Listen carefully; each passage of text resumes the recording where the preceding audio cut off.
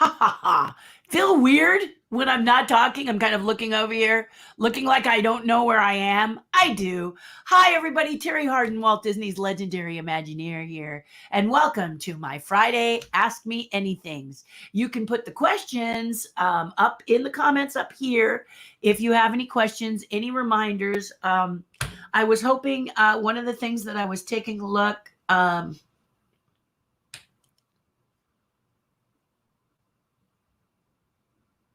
Yeah, okay.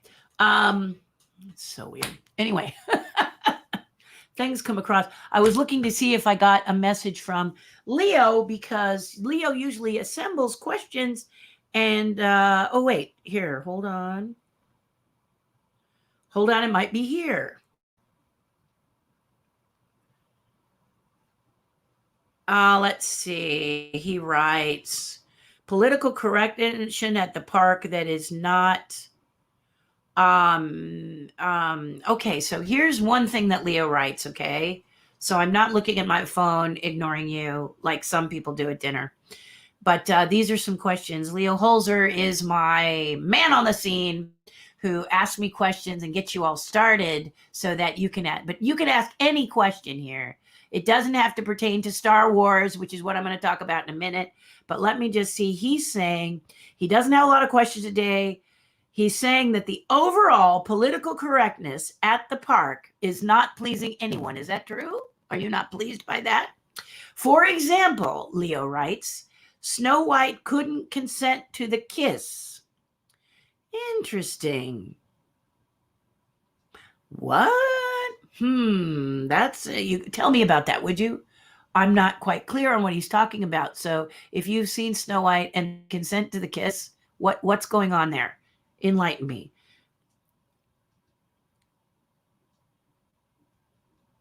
Lying to Larry would be interesting, useful, and promotional. Okay. So he's also saying to talk about my struggles in doing the hitchhiking ghost. Yeah, what? They're just stinkers. You know, Ezra's up to something. I got to tell you, if I started to tell you about the eerie stuff that has been happening with these sets of sculptures compared to everything else, it could take a broadcast. Absolutely. If you want to know about it and what's happening with the hitchhiking ghost, I'm more than happy to tell you. But it is a weird occurrences. Okay. Like, for example, I have a set of blacklight ghosts that are limited to 100 sets. And so I cut the liners all by myself because it's the pandemic and I can't have people in here yet. But I do it all by myself. And I kept counting them. They were all stacked over here on the side of my studio. And I counted 11. I said, oh man, no wonder it took so long. I did 11 liners. Then I went back and there were only 10 liners. What happened to the 11th liner set? And I counted them 3 times. So either I've got some things that are off or it's just, what are you going to do? Right? But let's talk Star Wars. Is Star Wars like all over the news because of May the 4th be with you? By the way, May the 4th be with you. May the 4th be with you. Hi, guys. I love Star Wars, everything Star Wars.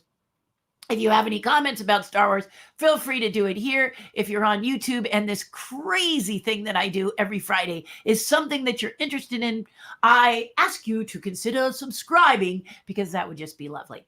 That would be really lovely to have you in and comment because it would, having you guys in the group is very special to me, on my Patreon page, we, and just like watching a YouTube channel, so you can't grumble. Well, you could grumble. You have you have the whole right to, you have the right to grumble. But on my Patreon page, if you decide to be a part of it, it is a subscription service. Maybe you have heard about Patreon. $5 a month gets you Monday and Friday lives that happen before this. I do that in the morning, and then after I come and join you here. And then on Wednesday, I do a Zoom call every Wednesday. So love for you to join Terri's tribe if you are so inclined. Please do. And there are higher tiers if you want to join, but honestly, the $5 is lovely, and you get to have your voice. We talk about all things art, but we're also talking out. For example, this Monday, I'm going to show you how to make a book. Maybe you have tons of pictures and photos you don't know what to do with. And I'm going to show you a few easy ways that you can put them into a fun little book. I was going to do that today, but I started to talk about being safe, because as the world opens up to us more and more, I'm noticing more and more people are getting hurt or attacking or being attacked because they're on their phones and they're not watching the world around them, or they're driving weird because they haven't driven in months or a year or whatever. So just, before you pull out of your driveway or away from the curb, remind yourself you're in a 2,000-pound plus vehicle and it's dangerous for you and it, and just be present as possible. Also, don't walk around with your phone in your hand and be doing stuff while you're going from point A to point B, market to parking lot to market, whatever. Wait till you're inside and safe before you start to do that sort of thing. There are, unfortunately, bad people out there. Okay, so back to Star Wars, and there's the Patreon page if you want to have the Zoom call and chat. We do all kinds of things. We talk about Disneyland. We talk about everything, actually. Art. We're actually talking about what should the new Tomorrowland be. So if you want to be a part of it, and like I said, Monday, I'm going to show people how to create some books very simple and easy. That's what I'm about. So if you're interested in taking a look at that, please join us. The tribe is lovely. Okay, back to Star Wars. So May the 4th I was asking people, how was the shopping event for May the 4th? And according to some of the people that reported back, they said there were pretty much only t-shirts. Is that true? Or did you find something cool that you just want to share or talk about? Please share it with me, because I was just curious. But also, I think I mentioned here with you guys here. There we go. About the Star Wars stamps that were available. They're still available, okay, guys? Your post office could be out of them. So going to the post office, but try the post office website, the ASPS, so that you could, if you want to get this set of stamps, you can. Here they are, nice and big and beautiful. I'm trying to see if aren't they great? There they are. That's what it looks like, the Star Wars droid stamps. They are available now. And what happened on May the 4th was that you could get a cancellation that said May 4th and have what they call a first day cover. I am a cachet artist, which means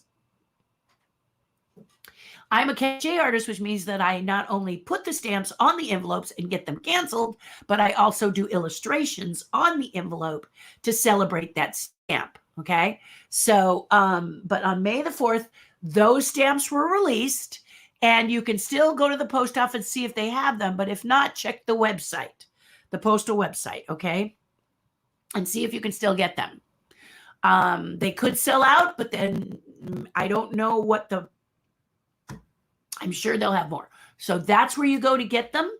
And my dear friend MJ, he went to Hollywood. This is what cachet collectors do. So you may be saying, what the hey, cachet? You like how I did that? Anyway, if you didn't, I'm sorry. Here is a cachet that I did this is the 2019 Cachet Art Contest entry for the Transcontinental Railroad, okay? It was entered in 2020 for 2019. So the contest this year would be for stamps released in 2020. I didn't enter this year because I saw Star Wars was coming out, and I want to focus solely on my cachet for Star Wars. But these are drawn. These are all my design. And I drew them up. This is Walton Ward. You can still get these if you want these. But the idea, a cachet is an image that you put next to the stamps. Now, I am going to describe just a couple things for you here. On one side is the black and white cancellation, and you'll see here, May 10th, 2019.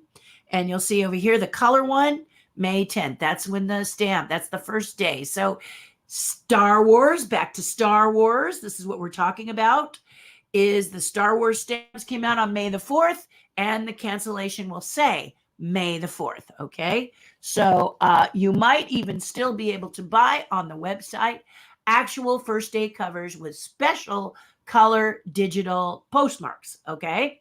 So if you're a Star Wars person and you missed this, don't despair. This is one of the things that you can do. And they seriously are very beautiful. We're going to show them to you again up close. Here's each and every stamp beautifully depicted. There are 10 droids twice on each page. So you've got BB-8 and you've got, see, aren't they beautiful? I can't remember who did these, but they're just gorgeous. The backgrounds are sweet and cute. Dio, look at Dio, isn't he cute? You guys want these, even if you just want to get a page and frame it. You know, if you're a Star Wars person, I think you want these. I think you want to get this L337. I had not seen before, but I really like him. He's one of my favorite dudes. I like this guy too. This guy's really fun. The K, what's it called? 2S. Oh, yeah. He's really cool too. But they're all cool, aren't they? Look at the legs on them. They're just all really, look at them. Aren't they great? I mean, what's not to love about this set of stamps? But if you look at these here on the page, you've got 2 of each, okay? So you've got 2 of each stamp on a sheet. That's a lot of the ways they do it. They did a big rollout for this up north, and Leo had gone up there to get the official cancellation, which is up there near George Lucas. So isn't that exciting? And I was hoping he'd tell me a little bit about it, but you know, he must have been a little busy, a little challenged, a little, who knows? It's Friday and life is starting to happen again, isn't it? Life is starting to I wouldn't say it's normal, but I went to my hairdresser's yesterday and it takes 4 hours. They don't redo this part, but they redo this part on my hair. And we watched the first season of Bewitched with Elizabeth Montgomery. If you weren't born then, we get it. But I was 7 when I was watching it. And it was a real blast from the past for me. And if you want to watch it, especially if you like things like WandaVision. But anyway, Star Wars, there you go. And then Walt Disney World announced this spectacular hotel, this unbelievable, off-the-chain, jaw-dropping Star Wars hotel. Let me see if I can pull up something for you guys to see that I saw yesterday. Thank you to my dear friend Laura, a cast member. I'm just going to go to what she sent me so I can share it with you guys. Forgive me. It's nice and cool here today, and I'm loving it. I'm absolutely loving it. Okay, here we are. Here we are. Just plug this in. Okay, let's see if it's going to do for us what it's going to do. But I saw this hotel and they're saying it's going to be crazy expensive, guys. It's going to be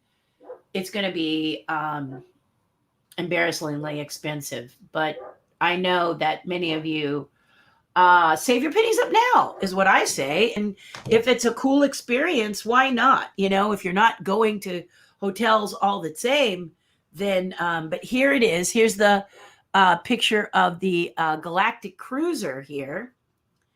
And it's talking about Disney World, see? Real lightsabers and a cosmic supper club. First look at Star Wars Hotel. And Disney Cruise prices.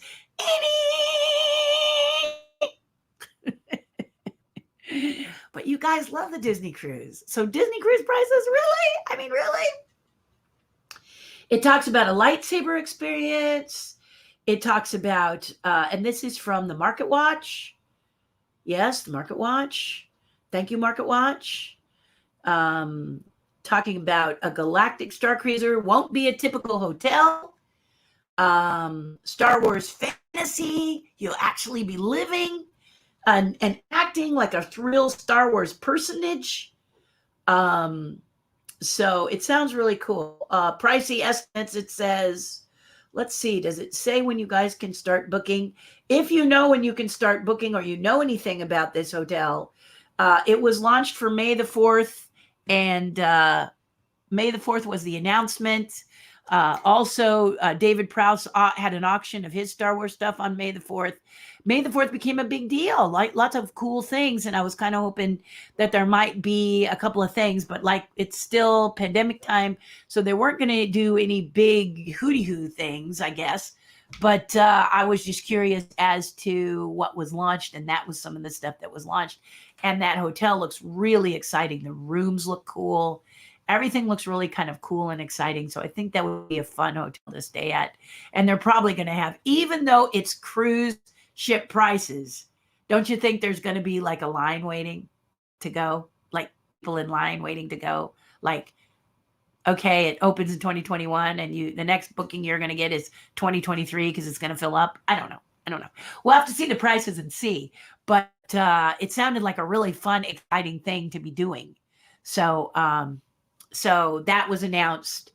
And in honor of May the 4th, I just watched my favorite films, Empire Strikes Back, the very first Star Wars with Luke, and then Empire Strikes Back, and then finished it up with Jedi. So that's how I did my May the 4th, whooshed around my lightsaber that I built. That was very exciting. If you've been at Disneyland and you did build a lightsaber, let me know if they let you build it without paying for it. They did that for the cast members. They said they may or may not do it for the public. I was wondering if they did. And yeah, whatever you want to talk about over here, feel free to give me a shout out. Also, let me announce that these will become shorter. Our Ask Me Anythings will become shorter. They won't go 3 hours long as I've been doing during the pandemic as we start to open up. Now, I'm not going to jump from 3 hours to 1 hour necessarily, unless I see there's people wanting to do other stuff, people that, one or two of you, and we're having a sort of coffee chat, I'll sign off and get to work putting the hitchhiking ghosts together, because I do seriously need to do that. Tremendously important to do that, because a lot of people have been waiting for them. And like Leah said, talk about the challenges that have been happening. Well, the challenges that have been happening with the hitchhiking ghost is that they, I've got to put the liners in by myself. And I got to make sure certain things are, there's pins that are being purchased. That's not a problem. You guys ordering pins is lovely. And if you haven't seen the pin, let me show you the pin. There it is. It glows in the dark. It is available. You just go to TerriHarden.com, click on the online store, and you can find the pin. This pin is $20. It's a good size pin. It's a very good size pin. And here it is, nice and giant. You see, it's as big as the lens on my here. So if you want that, and I sign the back of each and every one of them. So each one has my autograph here. And you can have at it. I also have Oswald the Lucky Rabbit. Has nothing to do with the ghost, but Oswald is here too. And I have Stitch and the Grand Councilwoman from Lilo and Stitch. So you can kind of look at the pins. I got a Splash Mountain pin. Here's one Splash Mountain pin that I did based on my attraction that I did where I sculpted the little rabbit. You can't really see it so well. But every single one I autographed the back. Okay, so if you're interested in those, you got those. But what I'm really talking about are the hitchhiking ghosts that are my blacklight ghosts. Okay, and I finally got them in, and they're going off to their adoptive parents. So that's what I'm talking about. They have a nice, cute, stone-like look to them. Here they are. Here's Ezra. Here he is. Has a nice stone-like look to him. And then when you have him in black light, that's the way they look in black light. So you've got black light. This is Professor Phineas in black light. Let me just pull Professor Phineas. There he is, black light. And here's Professor Phineas in the stone color. So it's like this. Then you use a black light over it, and it shows like that. Yeah. So I'm packing those up in a very wonderful box, getting to create a experience. Stand up for a minute because I want to get these guys out of my way here. But to create an experience for things like the hitchhiking ghosts, let me just set up the blacklight ghost here. You could, all right, you guys, get over there. That's for the liners. Let's move. Let's do that so you can see them. Here you go. So you could put these in a bag and say, you're done. You know, wrap them in bubble wrap. Here you go. Done. But I want you to have an experience, but from the time you open the priority mailbox that I send them in to the time, and you pull out the bubble wrap, you unwrap the entire box that they are in, I want you to have a wonderful experience with my art. So that takes time. You start by sketching it out and planning the whole process. How are these all going to fit in a box? Is there a ready-made box? Okay, can you get a ready-made box, or do you have to design a box? Do you want a ready-made box, or are you willing to design a box? Does it need to be a box? In my case, it needed to be a box, okay? And the box is, I designed the box for the hitchhiking ghost. This is a ready-made green box I found. And it fits the ghosts, but it doesn't fit the ghost the same way, the blacklight ghost, the same way as the illuminating ghosts fit, because the illuminating ghosts are in a custom box. This is the custom box for the illuminating ghost. I'm just going to show you the front because for the adoptive parents, there's more to discover. I really worked hard on this. This is my sketch on the front. And when you open this, the experience, you know, when you open the priority, the experience begins to the adoptive parents. So if you bought the deluxe set, the illuminating ghosts, the ones that actually light up, this is the box they're going to come in. And when you open it up, I'm not going to show you all the goodies, but there's a liner inside that fits each ghost, okay? And this has to be hand glued. You see how it's in separate layers? This because this is my prototype box and these are my patterns. So the first thing you do is you create a sketch. Then you have to create each level of these to create a lining that protects each ghost when they're set inside these shapes. And this shapes right here you see are for the batteries, okay? So there's 11 layers, and 10 layers are glued together or adhered together or laminated together, however you want to do it, and all done by hand. And usually I would do it with the group, but unfortunately, because of the pandemic, I do it by myself. So here is the interior of this one. And you see, here's the top layer that is not attached. And then you see how different this is. So two ghosts stand up and then one goes sideways. This is for the batteries and the black lights. I send you a little black light bulb that goes in there if you purchase that one. But all of this has to be planned out. It's not like you sculpt something. Well, I guess you could sculpt something, burp it up, put it in a bag and send it to you. But I've always said, if you want to be of quality, if you want to do something nice and exciting for people, that every facet should be delicately planned, thought out, considered. Especially if you're going to charge, a good money. You know, if it's, I don't know, $85 for it, who knows what the box is going to look like. But a lot of times when Disney does something or Hallmark does something and the price point is $99 or something like that, right? Well, let's take the Spider Bot, for instance. The Spider Bot is what, $80? $79 something, that little Marvel spider bot, which is not so little. It's like this big, but it's huge, and it's plastic lid bubble. The presentation is kind of okay. Classic toy presentation, but they're doing thousands of them, hundreds of thousands of them, to keep that price point at $80 some or $80 or whatever. And it's still high for many of you. You see what I'm saying? So as an artist, with everything I do, all of these are done by hand. Okay.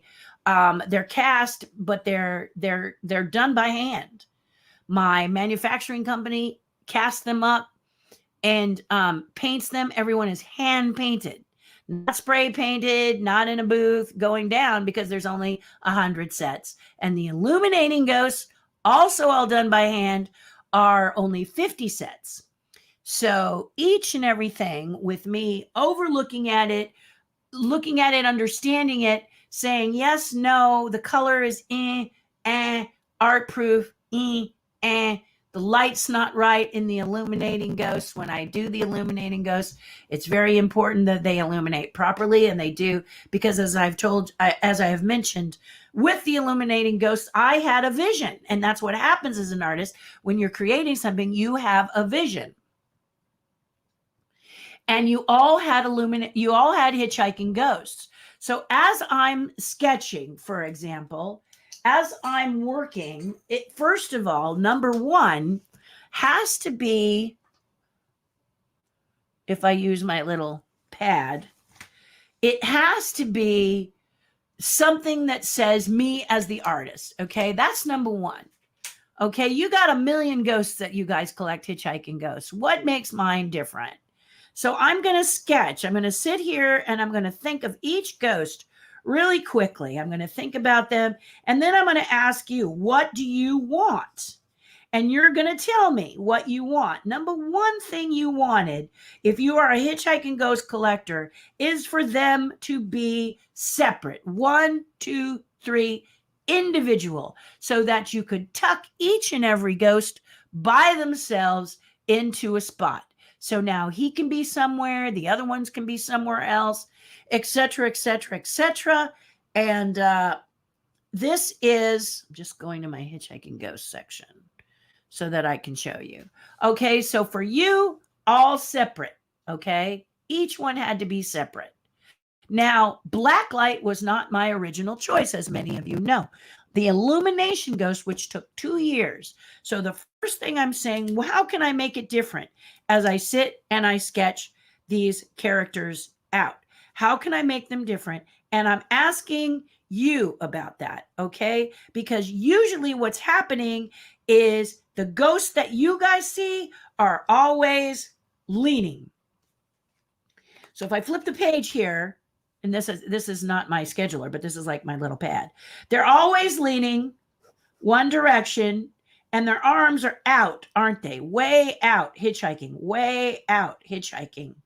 Okay, so the whole figure has it, and they're like this.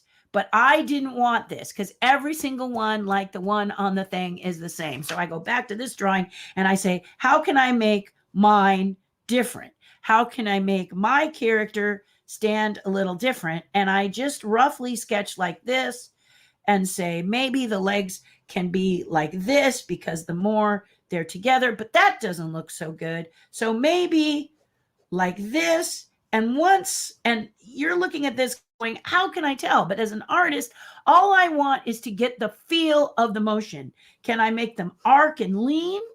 Does that work? And then each one leans like this. So we've got that and the arms, but I said no, because it's got to be over a base. And what happens with this base is that if I do this arc like this, it creates a tipping. This could actually tip, fall over. So we do need it to be centered over the base if we're doing 1, 2, 3. Okay, so that's just an idea. Also, you want to make sure that there is a 3-point base for these. You want to have a 3-point. So in the case of Gus, I allowed him to put the ball down because that gives me from above 3 points to anchor him so that he won't snap off. Okay, he has to, but we can still have movement. See how he has movement? He's got a slight little lean. I've brought everything together because this is an impression and I want it to be solidly over. But you can see the hair has a little motion here. See how the hair sweeps? And the body is a little bit of an angle. He's got that little lean going on, but it's still mostly centered over the base. You see that? Even though there's a lean, we've got that center point right there. Very, very important with the sculpture so that, and then a good sized base like you've got here so that he doesn't tip over. You don't want them to tip over in your case. That's what's important. Here are the illuminating ghosts. The important thing about the illuminating ghosts is that they look like little ghosts on your shelf. I've said this a million times. You're probably bored of it. But to do this took time. To do this took a lot of time. 2 years, 2.5 years. People were like, when are those ghosts coming?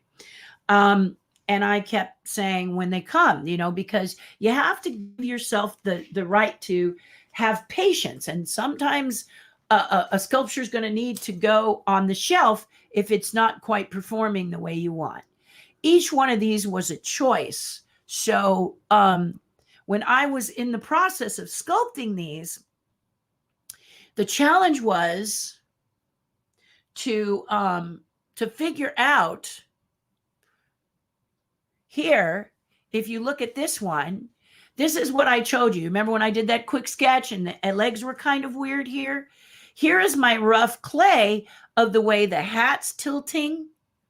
Okay, creating a negative space that I'm not so sure I like, because if you get them at first glance, you're looking at that hole in the hat first, and I didn't want that.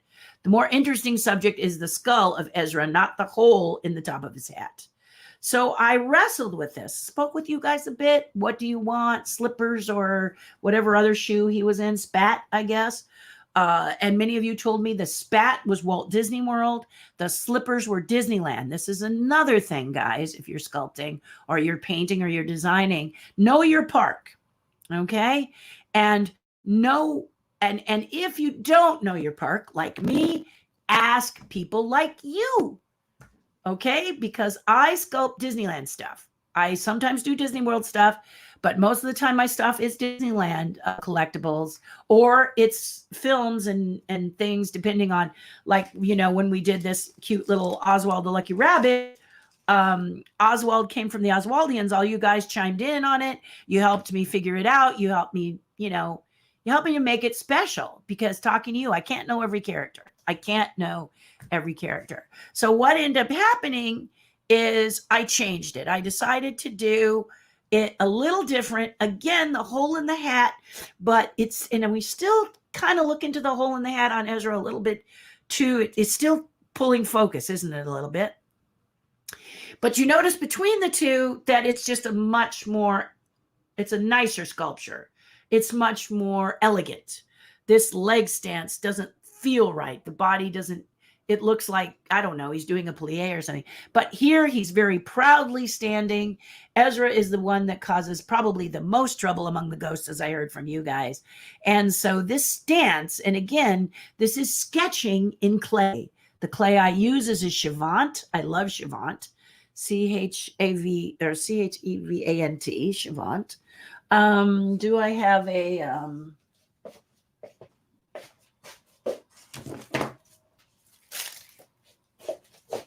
C-H-A-V-A-N-T. Here it is, right here.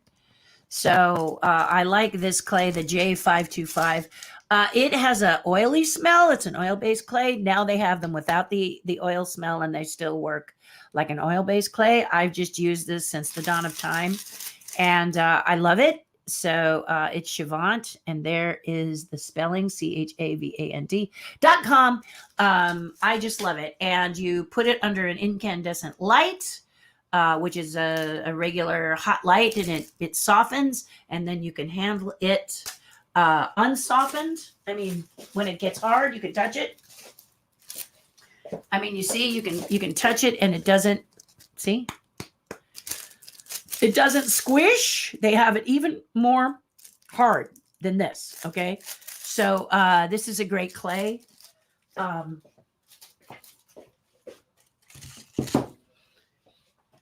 If you're interested in me and showing you all the different clays and everything, they've got some clays now that a lot of people really like.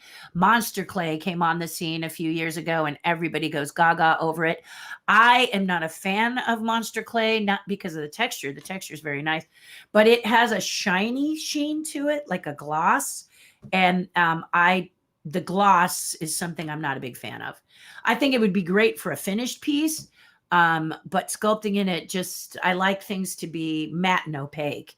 So if we go back to these that I've been doing, you can see little Gus in the background is starting to be put together here.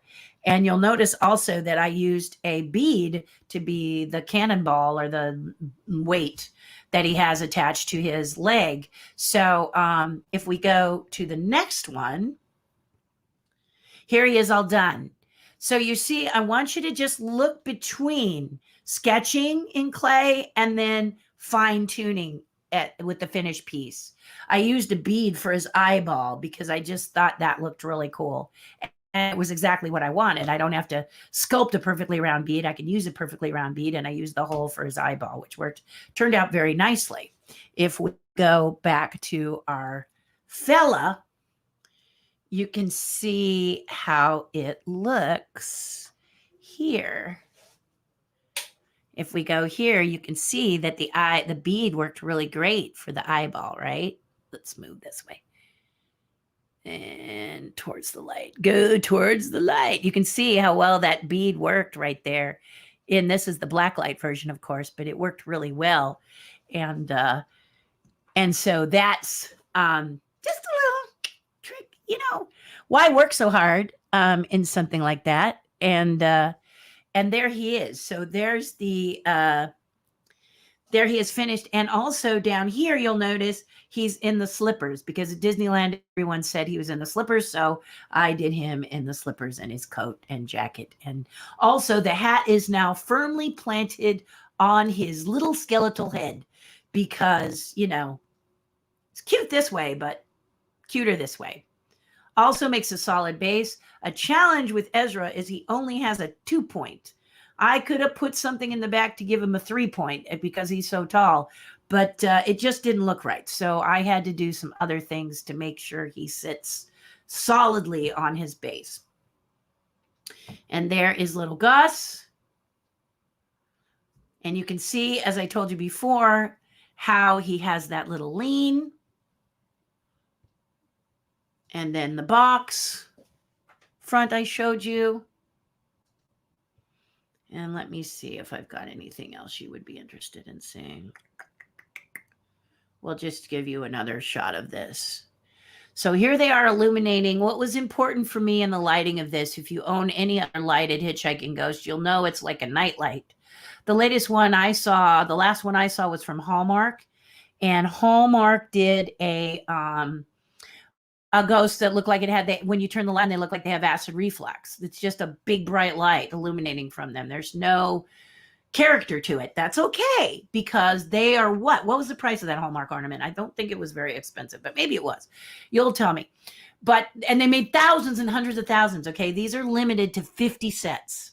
So they are an investment.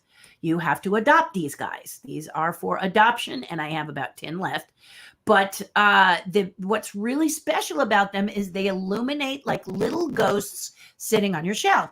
So if you look at this one, you can see that I managed to get exactly what I wanted. And that was the leg to show through the carpet bag. So that when you put these on your shelf, they look like they're actually materializing just like, they do at the Haunted Mansion. That was my goal. And you can separate them like here. So that too was my goal. And If we go here, this is the black light ghost. I showed you the stone, but you can see as we run the light over, this is what happens with the black light ghosts. So those are the two versions. And these came about because during the pandemic, the manufacturer told me it was going to cost even more for me to get the illuminating ones to function. He ended up having less people, supplies were difficult, and so there was a challenge. So we came up with this black light version at a price point more like the one I quoted many when they were asking how much are they going to be. These are $750 plus tax and shipping, and the other ghosts are more. So, but the other ghosts, the Cadillac, if you will, the illuminating ghosts, are only limited to 50, and I only have 10 sets left. Whereas these guys are limited to 100, and I have quite a few sets left. They're all numbered and signed. So many people chose black light ghosts because they wanted a particular number. There was a guy, he wanted number 99. You get it. 13, numbers like 13 disappear in a New York minute, as do my art proofs. My art proofs will go away because people want the art proofs, the ones where I do my thinking on.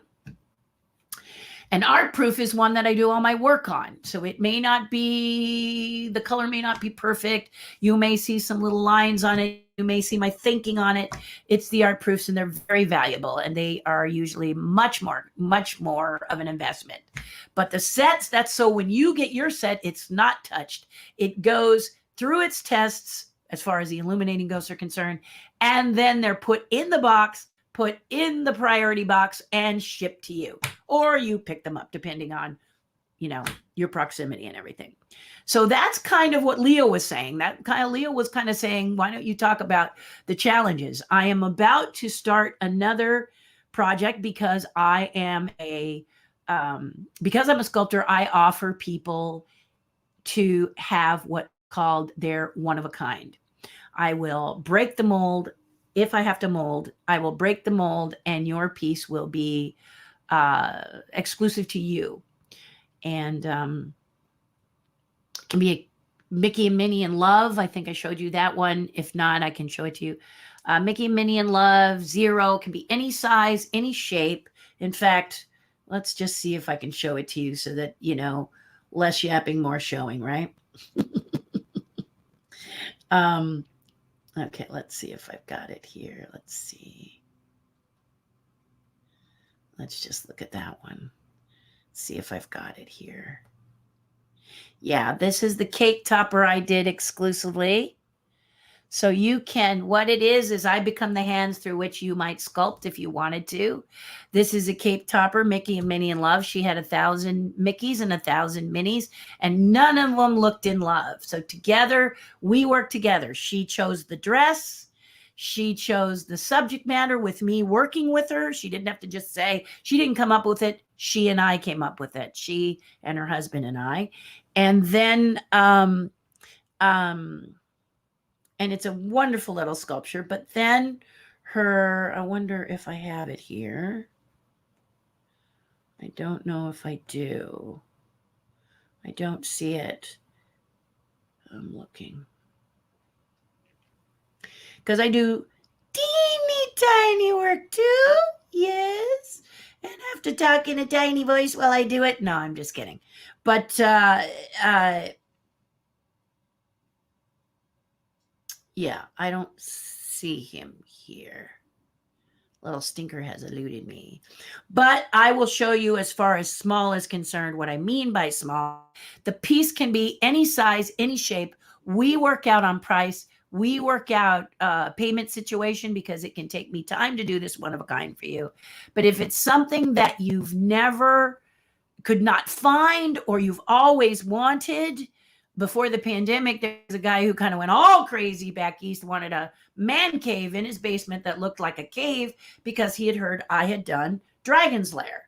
So really, all bets are off. We talk about what you want, and I create it for you. Okay, it's as simple as that. So here are a pair of cufflinks a bride gave to her groom, and instead of in the middle being the Haunted Mansion stuff, there are his initials in there. Okay. And then these are the gold cufflinks after they're done. Okay. This is a Jessica. This is kind of the quick sketch I do. And then there she is in her wax state. I sculpt in clay and then wax in this case. And then there she is up close. And he wanted her as a golfer. So let's go back. And you see, in order for her to have the 3-point base, I did feet and, thing. So I know the segue from Star Wars to Jessica is a little unusual, but there she is all painted up. So I didn't paint her. Another painter painted her. It doesn't have to be Disney. It can be a nativity. Here I did 2 pieces, a nativity called In the Hands of the Father, where Joseph actually is holding the baby Jesus. But look at all the folds. Yeah, these are very, very, and a ring I created for some people. This is in wax also. This was for a pirate cruise. 8 people were going and they wanted to do a ring. Here's the prototype in silver, but everybody ordered gold.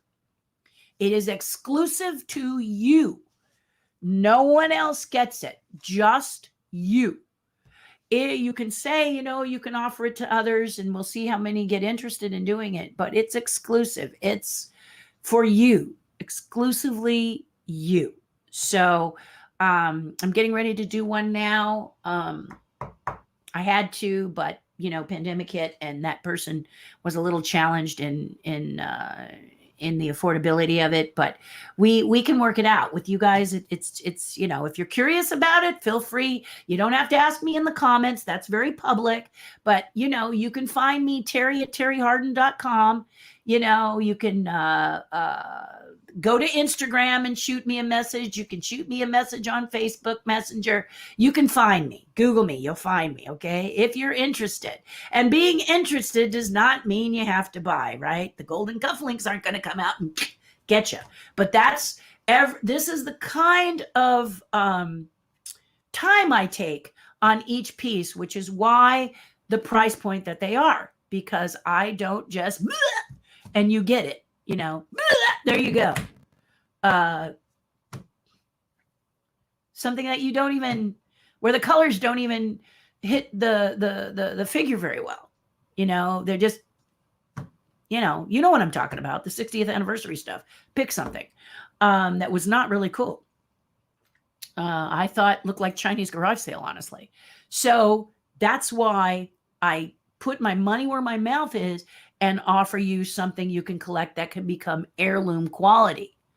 Okay. I did a lot for the park for a while. You can still find that stuff if you are a good digger.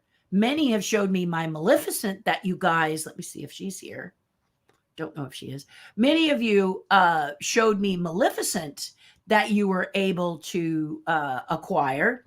And I say congratulations because people don't part with that. My Haunted Mansion, I did the Gravedigger and his dog and the organ ghost, both offered at Disneyland, sold out in an hour. And that is because they are very, very detailed. My map that was offered at the first Disneyana, well, the last Disneyana convention, actually. This is a puzzle map of Disneyland from the air. There were only 10 offered, and they were offered at the Disneyana, the last Disneyana convention in 2001 that was at the Disneyland Hotel. This works like a children's puzzle. So you see here how each piece, each land comes out. Yeah, this is my art proof. I decided to do it in the kind of green color because I just like the way it pops.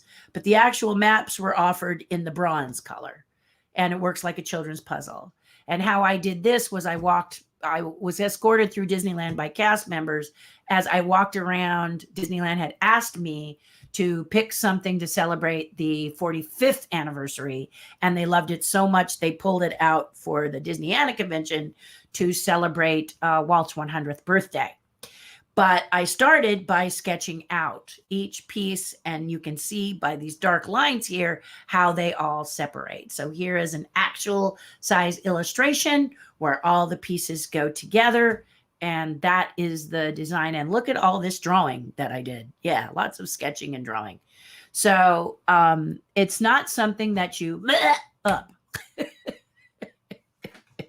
Maybe some of you are really good and you can do that. But for me, it takes a lot. Each time I design something, there's a lot of thinking, there's a lot of processing and going on. And eventually on my Patreon page, I'm going to start showing people this process step by step of what I do, you know, from A to Z, from when the first time sketching, coming soon after the ghosts get delivered. And the ghosts are taking some time, but we'll do Figment and we'll do Cheshire Cat. Both of those are coming. I haven't designed them yet because I need your help.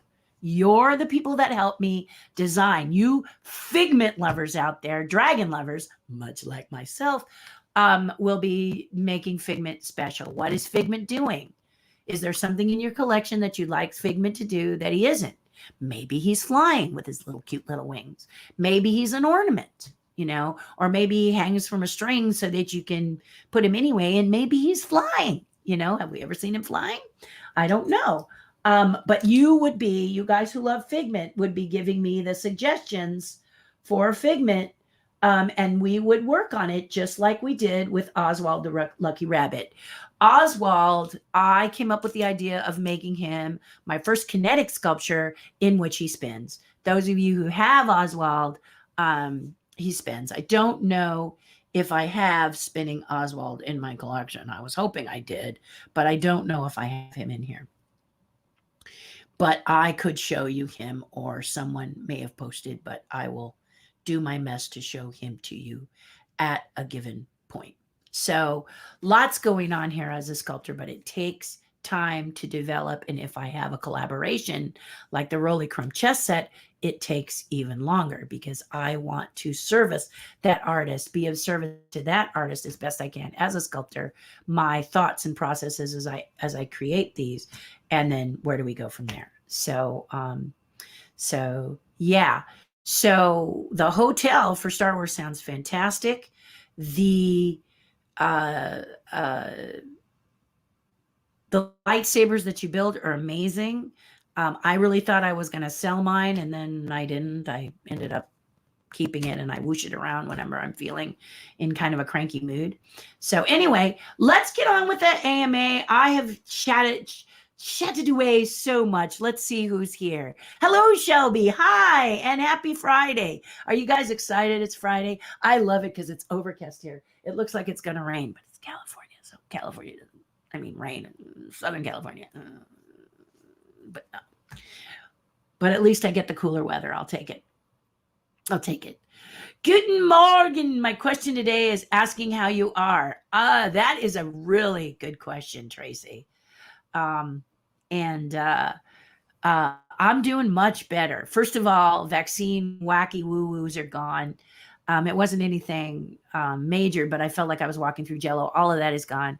But I was talking with a lot of the people on my Patreon page today with the tribe and saying that you get to a point where you don't need a day or two.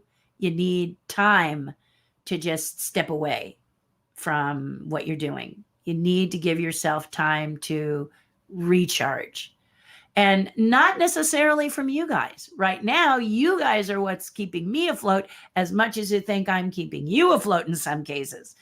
Coming on and doing this, talking with you guys like now and seeing that you're listening, enjoying it is just such a great pleasure. I can't tell you how grateful I am that you tune in every single time, right? Hi, Adam. Adam's part of the tribe. Hi, Bob. I thought the audio went out. It does periodically. I mean, you know, this is across. This is one of the most amazing things is that I can just, you know, pop up my computer, click on a Facebook and YouTube and chat with you guys at a time when I was backpacking through Europe at 19 years old and it cost $1,000 to call my parents from Austria. So it's all good, man. Bob's in the tribe as well. Hello, Joe. Hi, Joe. Hello, Joe. Welcome. Angie, there she is. So happy to see it. Oh, has it been a long week, Angie? You want to tell me a little bit about it? Something we can make you feel better?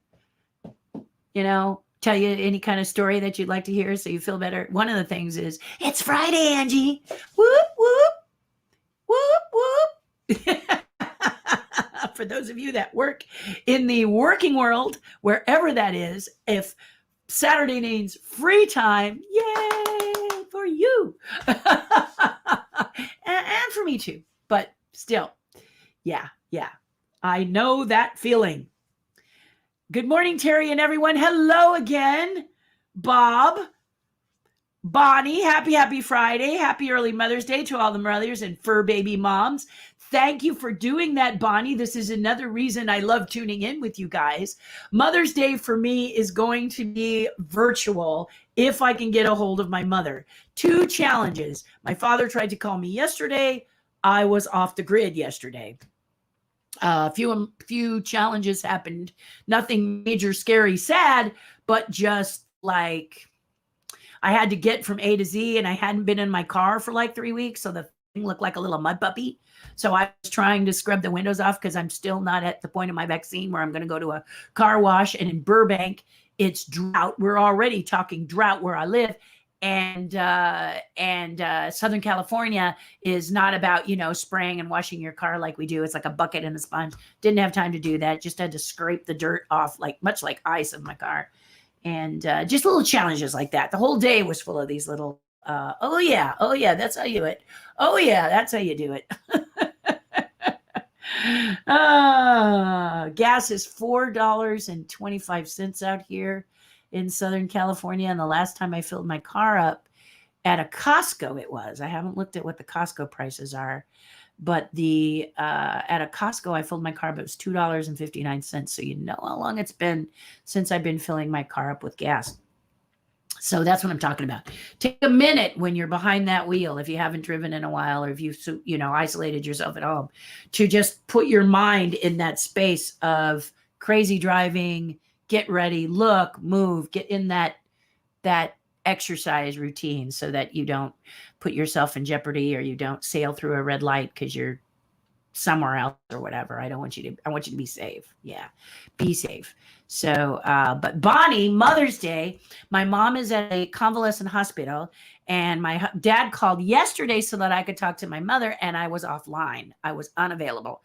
So I'm kind of bummed, but as of the week from Saturday, I am completely able to go out I get to get near my mother, and I haven't been near my mother in 16 months. 15, 16 months, long time. And so I'm looking really forward to seeing her face to face. It's going to be very, very exciting. Can't wait. And so I'm pushing Mother's Day back a week. I just made that decision so that I can see her. But for those of you who are able to spend time with your moms, please share. I love when you share your pictures with you and your families, and everybody celebrating Mother's Day or a birthday or whatever as you get closer after being vaccinated. This is the thing that is so great. The load off, as one of my neighbors told me yesterday, it takes a load off. And that is a joyful feeling, isn't it? Yeah. Isn't it? Yes, indeed. Bonnie's in the tribe, by the way. Joe says, do you remember me? Not by the name, Joe. Sorry. I'm going to be honest.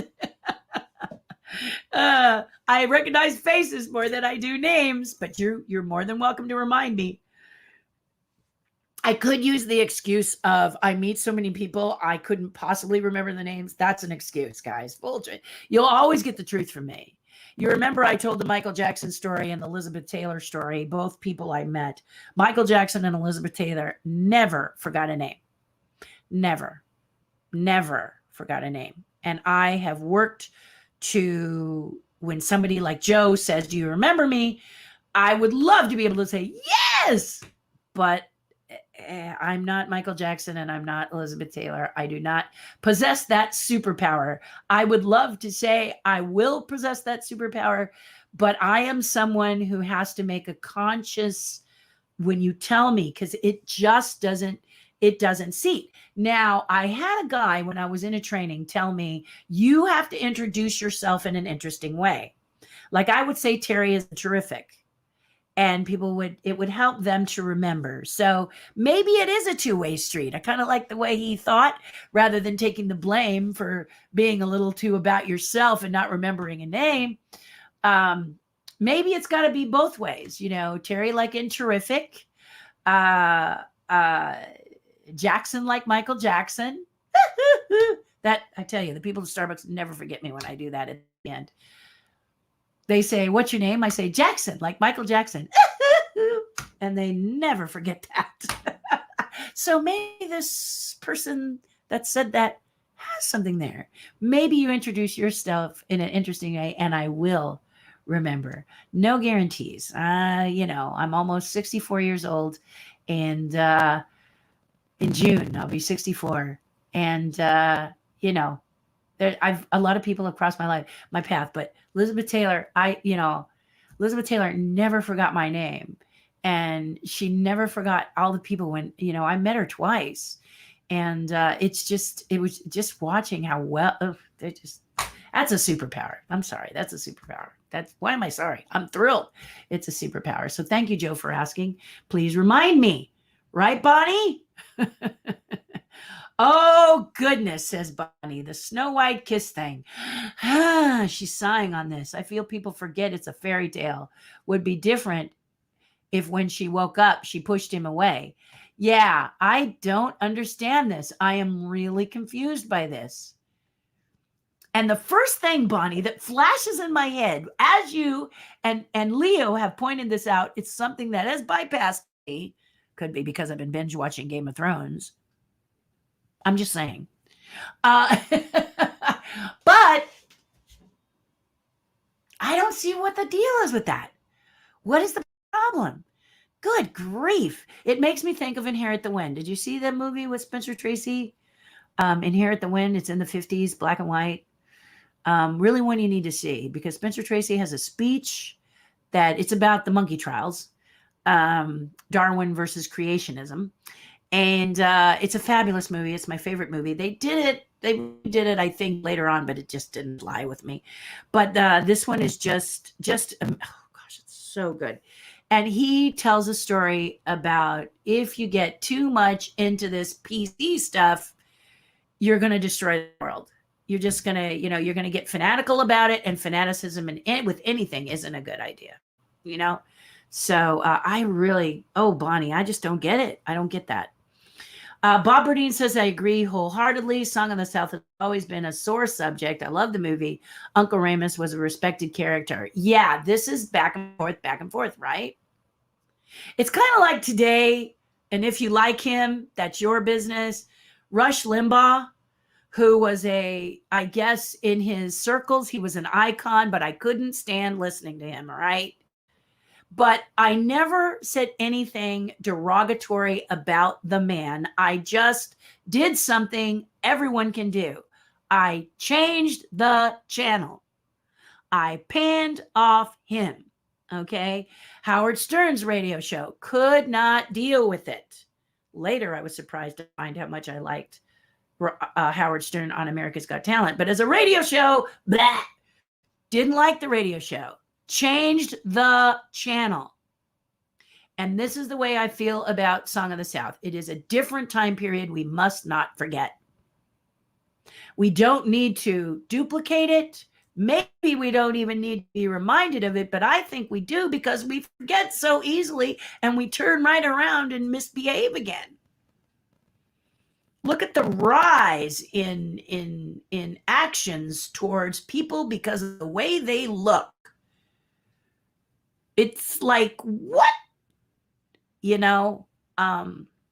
It's just so strange, so weird, so off.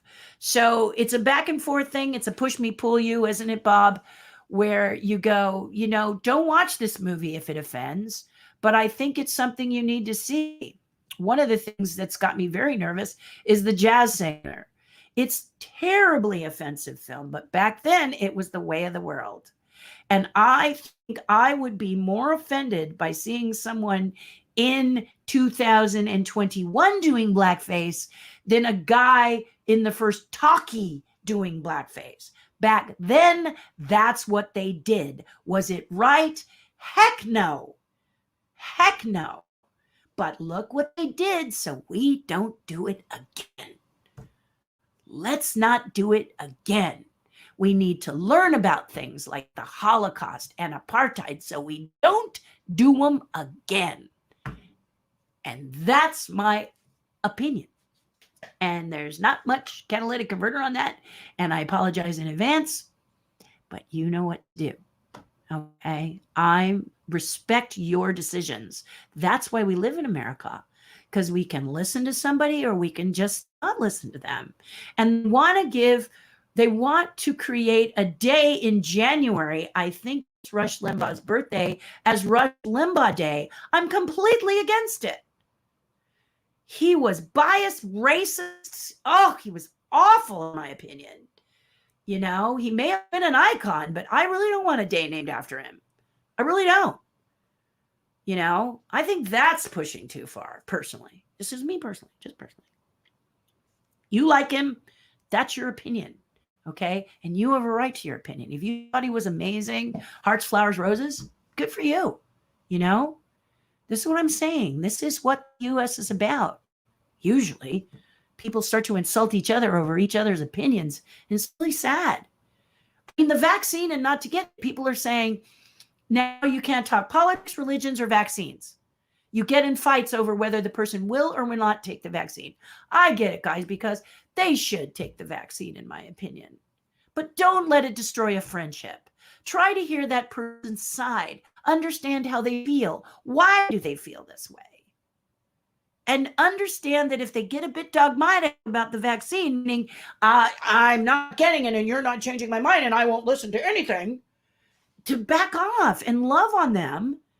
Love on them. I think I don't get why you won't take the vaccine, but help me to understand. I'm going to have an open mind and listen to you. I couldn't wait to get the vaccine. Okay. I'm tired of living in a world where I look at people like they have typhoid. I look at them in typhoid mirror. This is not my expression like this at you because you're too close is not what my face wants to do. My face is a smiling, happy face. It likes to be happy. It doesn't like to look at another human being with a dirty look because you're not wearing a mask or something. You know what I mean? I don't like that face. I got a vaccine so that I could protect others in my household, and that I could start to mingle with people again, because I miss y'all. I miss y'all. I mean, that's it, plain and simple. I want to see you. And yesterday at my hair salon, where we were all watching the first season of Bewitched, which was an absolute, oh man, if you haven't seen it, Roku TV, I think it's free. And you can see seasons of Bewitched with Elizabeth Montgomery, and it'll blow you away if you were a kid. I was 7. And Agnes Moorehead is in lime green overcape with lavender jumpsuit that she wears the entire season of the first pilot. You know, so you got to check it out. It's pretty wild. I think most of the money went into Elizabeth Montgomery's outfits and into the effects, you know. Stuff like that. But it's fun. It's cool. If you haven't seen it, especially if you liked WandaVision, you can watch shows like the Dick Van Dyke Show with Mary Tyler Moore and Dick Van Dyke, and Elizabeth Montgomery, and Bewitched with Agnes Moorehead. You will enjoy it if you enjoyed it as a kid. And if you didn't, you'll enjoy it because these shows are what shows like WandaVision use to duplicate. That's why people like me really like it. I saw what I saw in my childhood. It was really cool.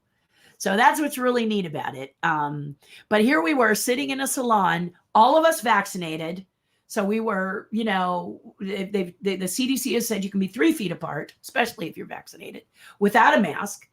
And she was getting her hair colored and I was getting my hair dried. And we were watching Samantha Stevens on Bewitched doing her thing and saying, the lady next to me, a little bit older, and saying, I used to have that furniture set. Oh my gosh, I remember that chair. I remember that lamp. And me, I was like, wow, it's HD, right? And my hairdresser's like, yeah. And I go, look at that carpet. Ooh, what are those colors Agnes is wearing? Blue eyeshadow, lavender jumpsuit, and a bright green. Well, many people still had black and white TV sets in the 60s. So they were trying to create a balance between colors in black and white and colors in color. So some of the colors will be weird. You got to check this out. Roku TV, probably any of your streaming sticks, etc., whatever you call them, have that for you to watch and check it out. It's really interesting to see what it's like. And we chatted away. It was like a party. I felt like I was at a party, you know, a party where you're mingling with lots of people, but it was only 3 of us getting our hair, you know, him doing our hair. It was just, oh, it was so refreshing and fun. He ordered a pizza. I mean, and then he took the pizza thing and you take your own pizza out and everything's, oh, it was just so good. I got to tell you, it was great. It was great. It was really a special, special day. Hello again, Joe. What brown and sticky? I have no idea what Joe is saying here.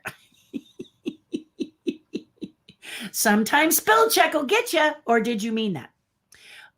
Leo says Snow White was asleep, so she couldn't consent, and the media is oh dear gosh. Oh Lord.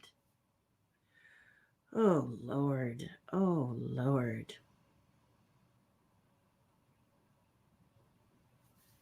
Seriously? Okay, that's going to take me a minute.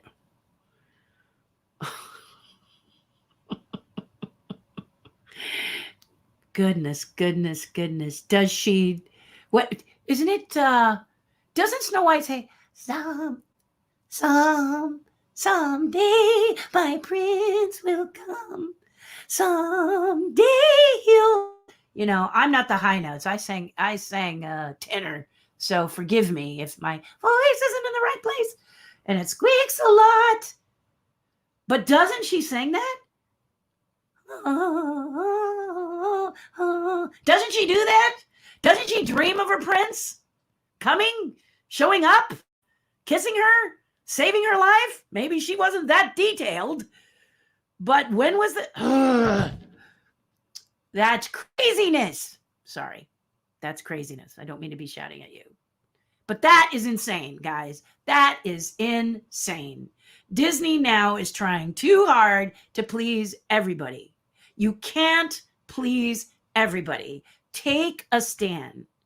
How many of you like The Karate Kid with Pat Morita and Ralph Macchio? Is that how you say his last name? They did a new version where they're older, which is cool, but it's not the original. Okay, that new one is great, is good. I really like the way that that's developing, but the original was the best. My point is this: Pat Morita says to Ralph as sensei and student, Mr. Miyagi, to his young student, walk on the left side of the road, you are safe. Walk on the right side of the road, you are safe. Walk down the middle, squish. Walking down the middle, squish. PC is the attempting of walking down the middle, and you will get squished. Trust me, you have to take a position. This is Disney trying to please somebody who decides that they've got enough time to nitpick a fairy tale like Snow White. Oh, Lord.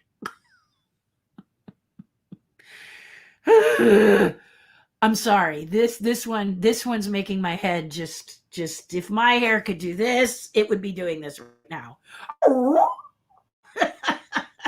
don't get that. Oh my goodness. I'm sure she didn't want the queen to poison an apple so that she would die. You know, the kiss releases the apple and she lives happily ever with the prince she's been dreaming about all her life. I'm sorry that the attraction is not allowing that final kiss. I'll tell you what, if I do a sculpture of the prince with Snow White, she's going to be kissing him, because I just think that's nuts. Okay, I'm sorry. That's nuts. That's nuts. If she had awoken like the two of you have said, pushing her away, you know, if she had woken up and said, "What are you doing?" You know, But Love's First Kiss, it's Love's First Kiss, okay? They were in love. They were cosmically, let me just lay this on you. Let me lay this on you. They were cosmically connected, and they knew they were for each other, even with her there. And when he kissed her, it was confirmed, not denied. That's a reach, but I'm sticking with it. That's my story. I think Snow White should be entitled to Love's First Kiss. I think if I think Snow White would agree too. Yeah, I think so. So yes, that is, I'm sorry, that's nuts. Just nuts. That's nutty thinking. I'm not saying you're nuts. If you agree with this, I'm not saying you're nuts, but I do think that is nutty thinking. I really do. Wow. Lord have mercy. Star Wars May the 4th has just become a global juggernaut, and now Disney Plus is fueling it. Well, of course they are. You know, and if they keep fueling it like they did with The Mandalorian, we'll be right there, buckling ourselves in, holding on, and riding. Keep your hands and arms inside at all times. We're ready to roll with you. You do this properly, which means Luke and Leia, played by Carrie Fisher and Mark Hamill, nighty-night, no more. Okay? No more Luke Skywalker, played by Mark Hamill, unless you're going back in time to watch the originals. If you're going to do a young Luke Skywalker, stop digitally putting Mark Hamill's face on there. We don't need it. Sorry, Mark, but we don't. What we need is a young person to play young Luke Skywalker and young Leia, like they did in Gotham with the young Batman and the young Catwoman. I mean, that young Catwoman in Gotham, can you even say, you know, who would want, first of all, you got to pick which Catwoman you like. What, a young Michelle Pfeiffer over some, it's ridiculous. You've got young actresses like this beautiful actress in Gotham who was the joy of my, I mean, I just loved watching her and many people on Gotham, the young Joker, they were fantastic. The Penguin, okay? Guys, we don't need Carrie Fisher, wonderful. Let her rest. Harrison Ford, let him rest. He's off doing other stuff. Mark Hamill, let him rest. Mark Hamill does great voiceover, and he has done some for The Mandalorian. Let him do voiceover, but no more of his face. Okay? At the ending of the Millennium of Mandalorian 2, I really didn't like that. I think it needs to be an actor who represents young Luke Skywalker now, okay? Or older, whatever period you want this to be. Then if you're going to bring Luke into the picture, but make it another actor, okay? Don't do this. They did it. This is the one time I'm going to mention Star Wars 1, 2, and 3, which I hate. I really don't like those, but they used a young Luke Skywalker. They used a boy. I'd hate to think that if they had the technology, they would put Luke as a young man over the boy. It's just a crazy thought. Don't do it. Plenty of wonderful actors out there, and they might bring something new and fresh. So give them a chance. Don't put them in a green screen face and they have to deal with that digital malarkey. It doesn't look good. It doesn't feel right. It's disingenuous. It doesn't feel genuine. And there's lots of actors in The Mandalorian, including The Mandalorian. They're all very genuine. They're real, awesome, meaty, sink your teeth, you can chew characters. That's why we love it as Star Wars people. I mean, I am a Star Wars person. I am the Star Wars gal. Boy, I'm writing a book about it. I was going to release it this year, but then the stamps came out, so I'm going to release it next year. But the point is this. It is my family. Don't insult me. Don't do that. Don't do that. There are lots of people out there that can pass the baton and make it really meaty and juicy. And we won't have preconceived desires or impressions on it. Okay. So again, my opinion, but that really bothered me. I really didn't like that. I thought, let the actors act. Let them bring to us characters because I just gobble it up. I love it. I love every bit of it. It's so exciting to see these characters interact and create, and new characters coming in, and the being told that other characters are going to get spun off and doing their own stories. This is what the Star Wars saga is. It's not the same 3 stories being told over and over poorly. Star Wars 7, poorly. So don't do that. Follow The Mandalorian. Do like The Mandalorian and give us the beef, the real good stuff that I know you're capable of doing. And if you're not, how about you look at some of the books and things that were done? This is what Favreau's been doing. You got the Clone Wars, which happened between when we were hungry for something Star Wars and we were not getting it. And there are people who emerged as amazing writers. You've seen some of their work, right? So just look in history between those times. Look at some of these books. I read some. I love them. Many people on my in the tribe talk about certain books. Some I haven't read. Some with strong female characters, strong kid characters. It's just, you don't have to work so hard. You do not have to reinvent the wheel, Disney. And when in doubt, why don't you let Favreau take the reins for a while, okay? He's doing a really good job, as is his team. That team, that team. I don't know every name on that list that does Mandalorian. I don't know everybody, but I'll tell you, that team is choice. Let them do what they do. They've got this. They've got this. Give them the reins. Let them create. That's how the first Mandalorian came. Let's make it happen again, because those are far superior to the Star Wars movies. The Star Wars movies are, ugh. The new ones are, ugh. So I really, stop tracing, stop reinventing the wheel, stop revisiting stuff that George Lucas already did. You're screwing it up. You're killing the ones that are interesting and keeping the ones that are not. So would you just let Favreau do it for a while? Or look at some of these books and pull some of these directors and writers and creators that happened after the original Star Wars was happening and before the prequels happened, which were horrible. In between there were people who had real quality ideas, and was a pleasure to read and watch and help keep Star Wars alive. That's my rant, and I'm sticking to it. Michael, good morning, Terror Dog Terry. Just watched the first episode of The Bad Batch.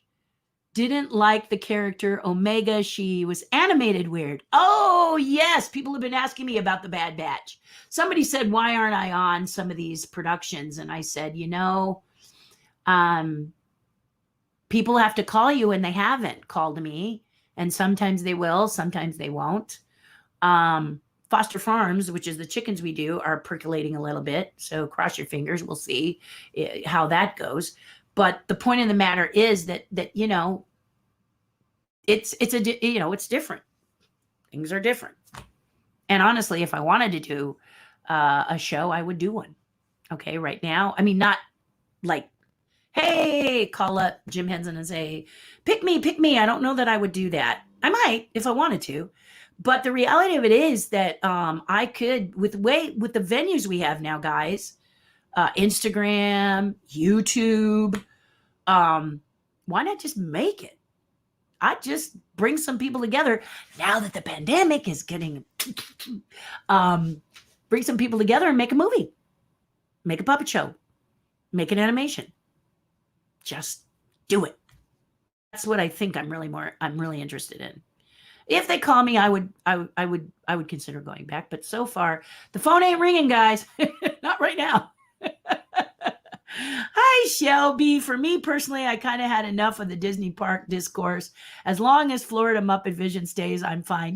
Shelby, the one place I got to go before the lockdown last January 2020 was Florida. I was actually hand delivering some sculptures to a client. And my friend, Johnny Johnston, who pops in here every so often, took me for the first time. I think that was the time I got to ride in Pandora, which I loved. It really difficult to get on Pandora because the lines are always so incredibly long, 3 hours long, and everything. But I really enjoyed it and thought it was great. But one of the shockers was Muppet 3D. I didn't even remember. I thought it was gone. So to be able to go and see that was really, really special. That was, of course, the first thing I got to work with Jim Henson on, and I really, really, I mean, I have great memories of that. So I'm with you, Shelby. One reason to go to Walt Disney World is to see Muppet Vision 3D. I'm so sorry it's not here. I used to go every time. And I also like the Muppet Labs cast member outfits with the little Muppet Vision logo on the side. I always coveted one of those. I thought those were just fantastic. So I'm with you, my dear. I am with you. Shelby, have you heard the news about Muppet Haunted Mansion special coming this fall? It's about time Muppets did a Halloween special. Well, yes, and they will, because I'm pretty sure Bill Burr will be a part of that. And that should be a lot of fun, huh? The sad thing is that it's not the original Henson team. And there's lots of talented people who are doing character voices now, but it's going to be interesting to see. I definitely will watch it. I promise I'll watch it. But to check it out, because I agree with you. I think the Muppets need their day in the sun, and they haven't been having their day in the sun, have they? You know, it's like we need them back. I agree with you, Shelby. We need the Muppets back, and we need Muppet merchandise back. I've been thinking of doing some Muppet stuff, but we need that back, don't we? Miss those guys, you know, especially the animal. Hello, Joseph. How are you? I still have to order the Star Wars stamps from the postal shop. Yes, ASPS.com. And then click on shop and they'll be there. Also, they have first day covers. If they haven't sold out, I don't know how many they did, but they have first day covers with the color DCP. And as soon as mine come in the mail, I'll show you, and we'll talk more about those, I promise. So you can get a bigger clarification, especially if you're interested in what the heck is Terry talking about. I'll be happy to share that with you and experience it. Yeah, Muppet Haunted Mansion sounds fun. Because Muppet Christmas Carol was really cool too, wasn't it? Of course, that was back in the Henson days, but Muppet Christmas Carol was really cute too. So Muppet Haunted Mansion sounds fun. Sounds really fun. Be fun to play a ghost. I always say that though about the Haunted Mansion. Be fun to play a ghost. It was a bust. Let's see. It was a bust. Okay. Big, beautiful drive through the coastal redwoods. Okay, so you went there and it didn't really pan out. Is that what you're saying, Leo? I had to go to the Presidio for the round daily date. Oh, the round dater, the daily dater. You had to go to the Presidio. So it was managed improperly, is what you're saying. I'll tell you something about that. That's because MJ wasn't there. MJ Leslie, I got to tell you, this guy created a excursion for people where you could go into Hollywood and put your stamps on envelopes and get the round dater cancellation. Wasn't red, but the round dater cancellation. And then you could pop up to Anaheim, because Anaheim is where Star Wars now resides. Of course, it's a Disney product now. Venue now. Venue is better than product, isn't it? Yeah, venue now. And you could get the red round dater at their post office there. And that's pretty exciting. And he organized it, so it didn't go extremely flawlessly, but he told me about 80%. It took a lot of work on his part because he is the master when it comes to cachet events. I just think he's brilliant. And he talks to you about the proper way, because he is an official canceller. Okay. He actually, if you went to D23 and you got the villain stamps and you happened to put them on an envelope and they had the cancellation there too at D23 for the villains set of stamps. I don't know where my set is. I have my Muppet set over my shoulder, right? Wait, let me position myself right here. That was sent to me by Jim Henson. Yeah, he and Jim Henson Company sent me that set of Henson stamps, and they're just lovely. They're just lovely. Yeah, they're awesome.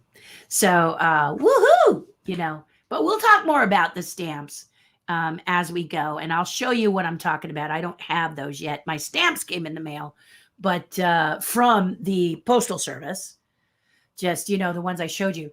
And then there's cachet envelopes they decided to do. They don't always do those, but this was a special. This was Star Wars is just magical, isn't it? Very special. So it was very exciting. Morning, going soon. Eye exam. Deanna, you're just the busy girl. Deanna, like the what was it? $6 million. What did they used to call that? Lindsay played $6 million woman, because she's getting her eyes exam and her footwork done, and we can rebuild her. She's just having the whole body, aren't you, Deanna? The whole body checked out. It's an inspiration to us all. Hey there, Bella. How are you? Long time no see. Miss you. Bella's part of Terry's tribe. How are you guys? Been missing you. Yeah, big time. Thank you for my lovely presents. I did a video, but Mommy forgot to send them. Well, good things come to those who wait, right? Right? I look forward to seeing them. She was away for a whole month helping spotlight a UK charity. She's home now with her broken wrist. She didn't get the broken wrist during the charity, did she, Bella? Ow. Well, congratulations on the UK charity. Isn't it fun to do something nice for someone else? Doesn't it make you feel better? Who said that, I wonder? Me. Great to have you. Welcome back. Missed you guys. Cheshire Cheshire protecting his food dish. Oh, that's cute. Is there not one out there that's like that, Tracy? I got to run that by Josie. I'm going to write that down. See, I write down what you say. This is how the ghost started, and Oswald the Lucky Rabbit started. Cheshire protecting food dish. That's kind of cute. How many of you think that's a good idea if you're Cheshire cat lovers? That's kind of cool. This is how it starts. You guys make suggestions, and then I ask everybody, what do you think? What do you think? Maybe do a sketch, show it to y'all. What do you think? What do you think? Because when it is your favorite character, it's very special to you. If someone starts to treat it poorly, you start to be upset. Let's talk about the Snow White folks. Years ago, the Academy Awards did something with Snow White that was far more inappropriate than the prince kissing Snow White for real. It was really awful. In fact, Disney thought about suing. It was done that poorly. So this is if Snow White is your princess, the princess you love, when somebody says some of this stuff, it offends you. It hurts your feelings, right? So you each know your character better than anybody else. And so as an artist, as a Disney artist and Imagineer, I could not possibly know all the multitude of characters that Disney creates. So I ask you. Oswald was one of those characters who he was released early in the early months of the pandemic. And Oswald became a result of Diana Waller, who was a good friend of mine. She passed away in 2019 and broke my heart and many hearts who knew the amazingly generous, sparkly, perky, bubbly Diana Waller. But she adored Oswald the Lucky Rabbit. And one day she sat with me and very seriously looked at me across the table and said, "You've got to do an Oswald the Lucky Rabbit." And I said, "Why?" And she said, "Because he is the icon for never giving up. And you know what I say? If you want something, you're going to have to fight for it and never give up."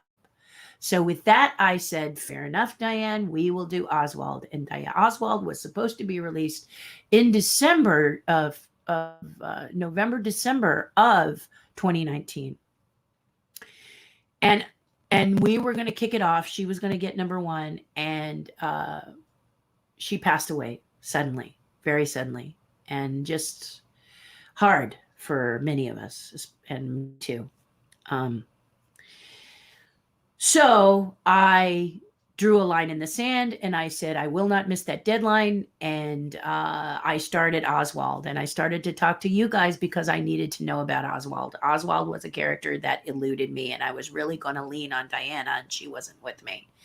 So Oswaldians came together, and we, as a team, created, based on what you out there said, I created Oswald the Lucky Rabbit. And if I get the opportunity to show you what he looks like, I will. I will have to pull up a picture of him and find it. And I promise I will do that the next time. Okay. Yeah, I'll do that the next time. All right, I'll pull him up and you can see the little videos that I did. You can go actually on my Instagram, and I'm sure he's on there too, on my Instagram page and everything.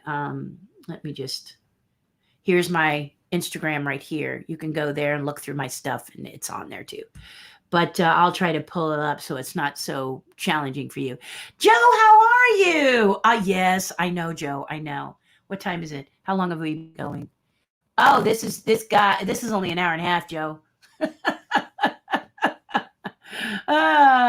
High time in the pandemic, I was going over 3 hours. People would say, that girl sure can talk. Hopefully it's entertaining. Richard says, you're amazingly talented. Can you tell us something you can't do, but wish you could? Yeah, grow stuff. Gardening. No, seriously. I do not have a green thumb when it comes to gardening. Yeah, I don't. And I love plants and butterflies and hummingbirds and all that kind of stuff. But I know when. So I have a gardener who has an amazingly green thumb. And my best friend is a rock star when it comes to growing stuff also. She can grow stuff in the worst soil imaginable. She's just really good at it. And I'm like, don't give me a plant because it'll die. I usually give it to the gardener and say, try to keep this alive. In fact, the success story I have is somebody sent me Easter lilies. I think Easter lilies are just amazing.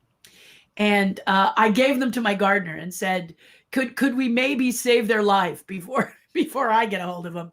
And he did. And every Easter-ish, because Easter moves around, the lilies come up, and I go, oh, he's so good. They just keep popping up every year. And forget that. Oh, my Lord.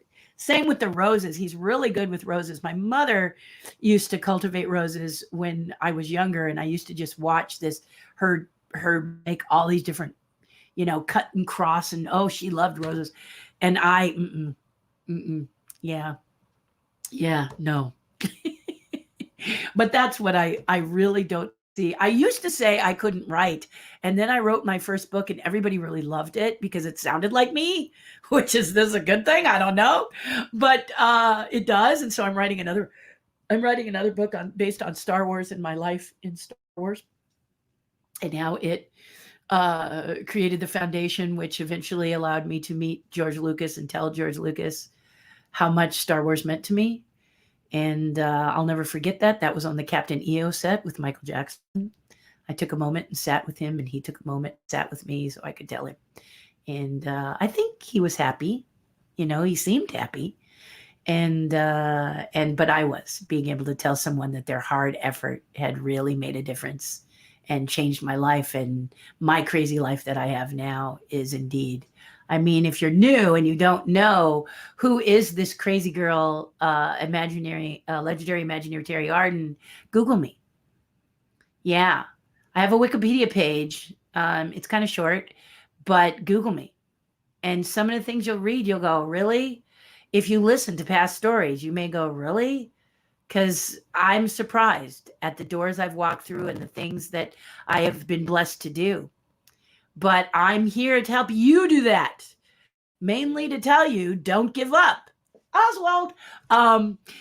Yeah, you just got to fight for it. There's people out there that are going to tell you ask you why you're not worthy. You know, I've got a stack of rejection letters from Imagineering with Mickey Mouse going, you're not worthy. Never mind. No, thank you. But I just kept going. I just kept fighting. And now I've been Imagineer for a very long time.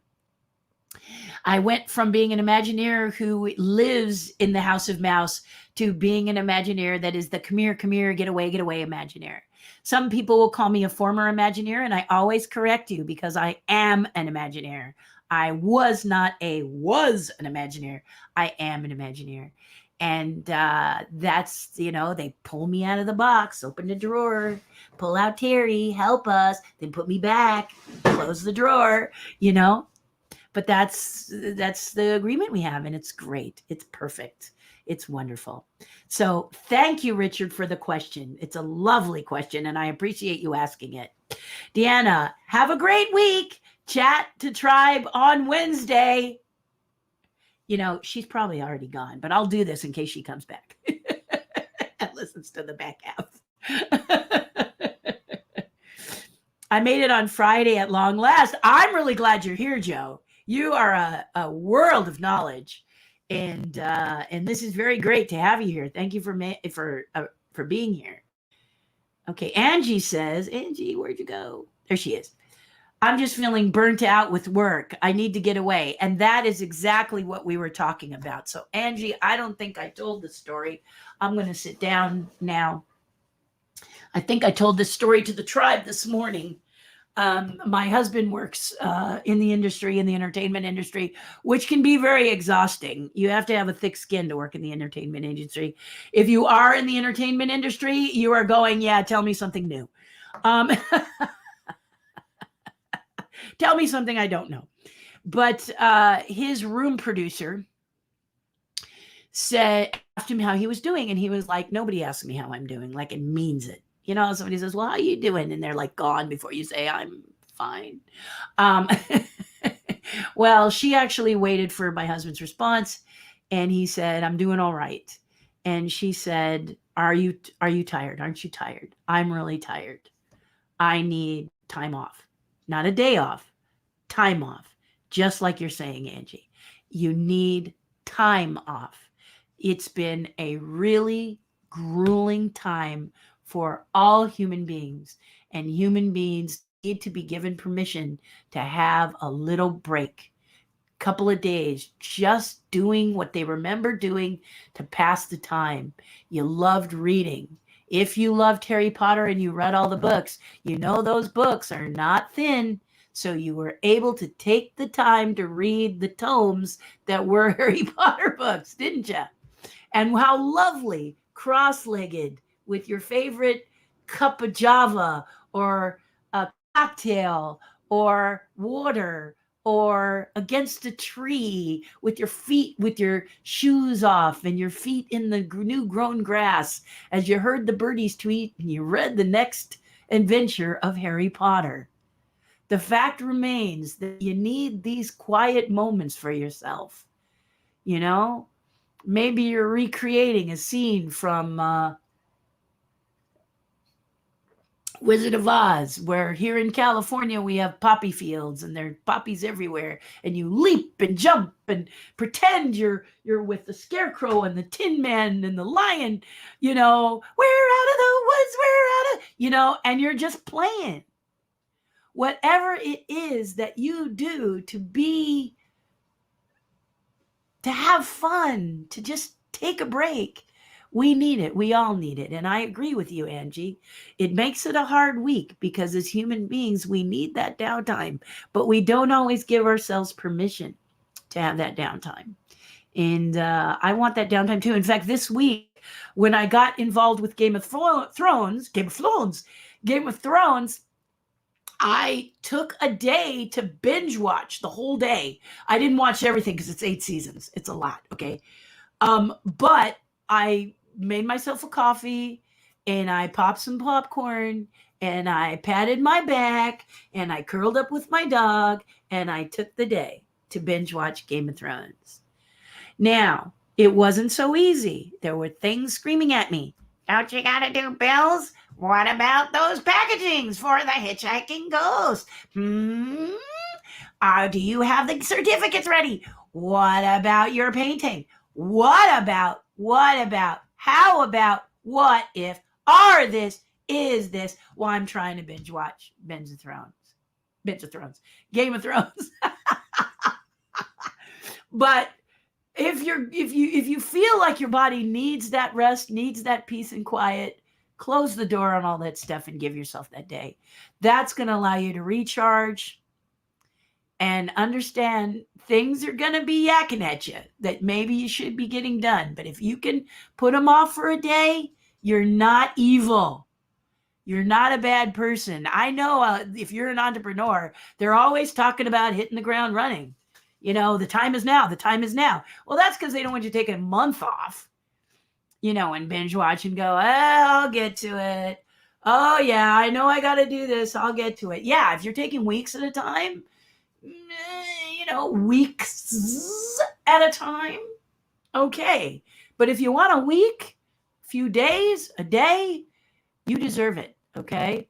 You deserve it. And don't let anybody else tell you otherwise, okay? Because when you come back, you're going to be fresher, stronger, more alert, and your peace will reflect it. Whatever you are creating, working on, studying, drawing, doing, whatever. Your numbers, if you're an accountant, your cleaning, if you clean, whatever you do is going to be better. Your writing, if you're a writer, because you gave yourself permission to take a break. Okay? So it's harder for those of you who work a job. The job is the job. And I will say that some of these people who are having you do a job are taskmasters. Honestly, I look at that and I go, wow, these people are taskmasters. It's like, whoosh, whoosh, whoosh.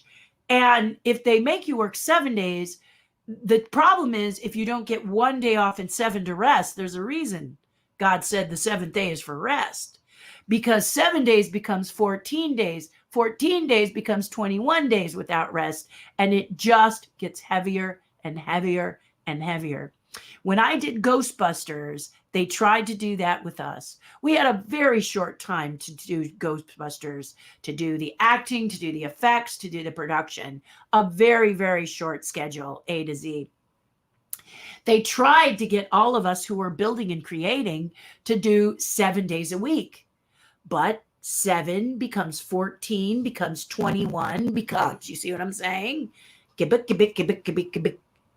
So by the week 3, between day 14 and 21, we were like, oh, wow, look, sculpting tool. Whoa. They were paying us huge amounts of money to contemplate the sculpting tool. Wow, silver. Ooh, oh, it's reflecting the light. We were burnt. And production walked through on day 20, and everyone was moving in slow motion, oh yeah, I've got to glue the marshmallow man. Okay, that looks good. Oh, sculpting tool. Ooh. And they said, this is nuts. What's wrong with these people? And I remember people like Mark Stetson saying, look, you've worked them 3 weeks in a row without a day off. They haven't had time to do laundry or buy groceries at home. And it's 8 hours a day. And in many cases, in a movie situation, it's 10 or 12 hours a day. So production went back and said, no, we got to give them 1 day and 7 to rest, or we are paying for, pudding-headed goofballs, because we could not function. And the more it went, we couldn't function anymore. So Angie makes a very good point. If you are an entrepreneur, or if you are someone who runs a company, you have to look at, and you have employees. In my case, I have associates. I bring people in when I need them, and then they're off. They go leaping and doing whatever they want when they're not with me. when they work with me. But I found this to be the best because then a person can have different things firing off their creative synapses in their head. Okay. So I like that. I need it for me. I know other artists need it for them. Right.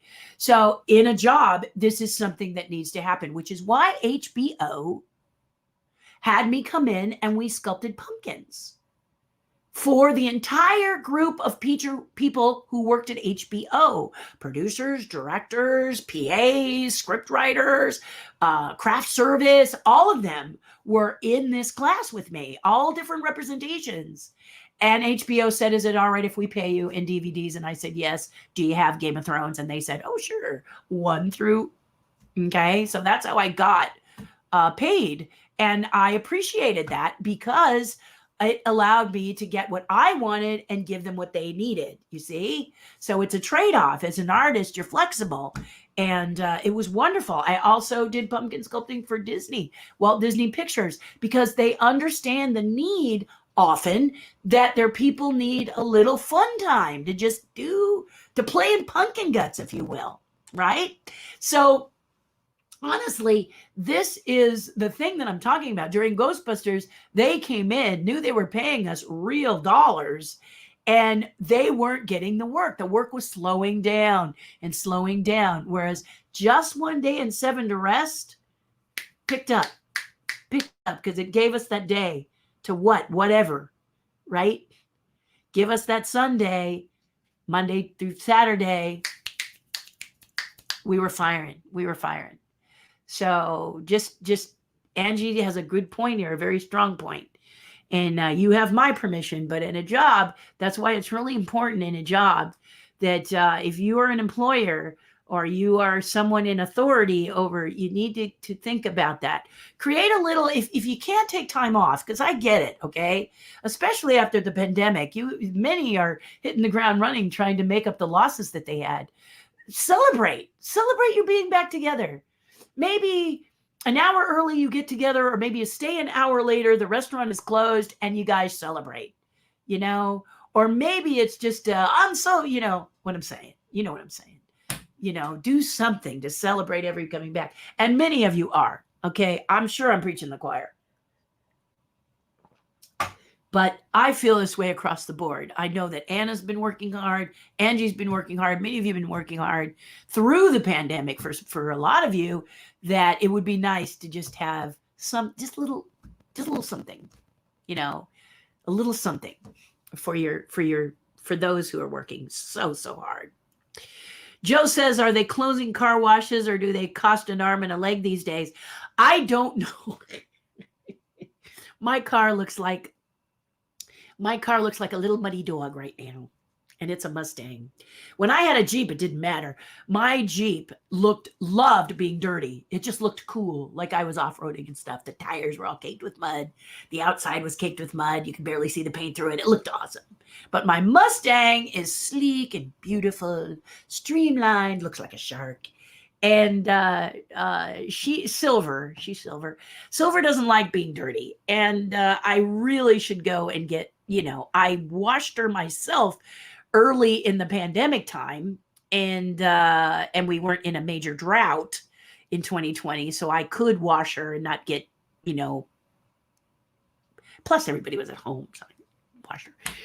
But and you can take her to you can go to one of these things where they have the big spray washer and everything and do that, but I didn't want to because of the pandemic.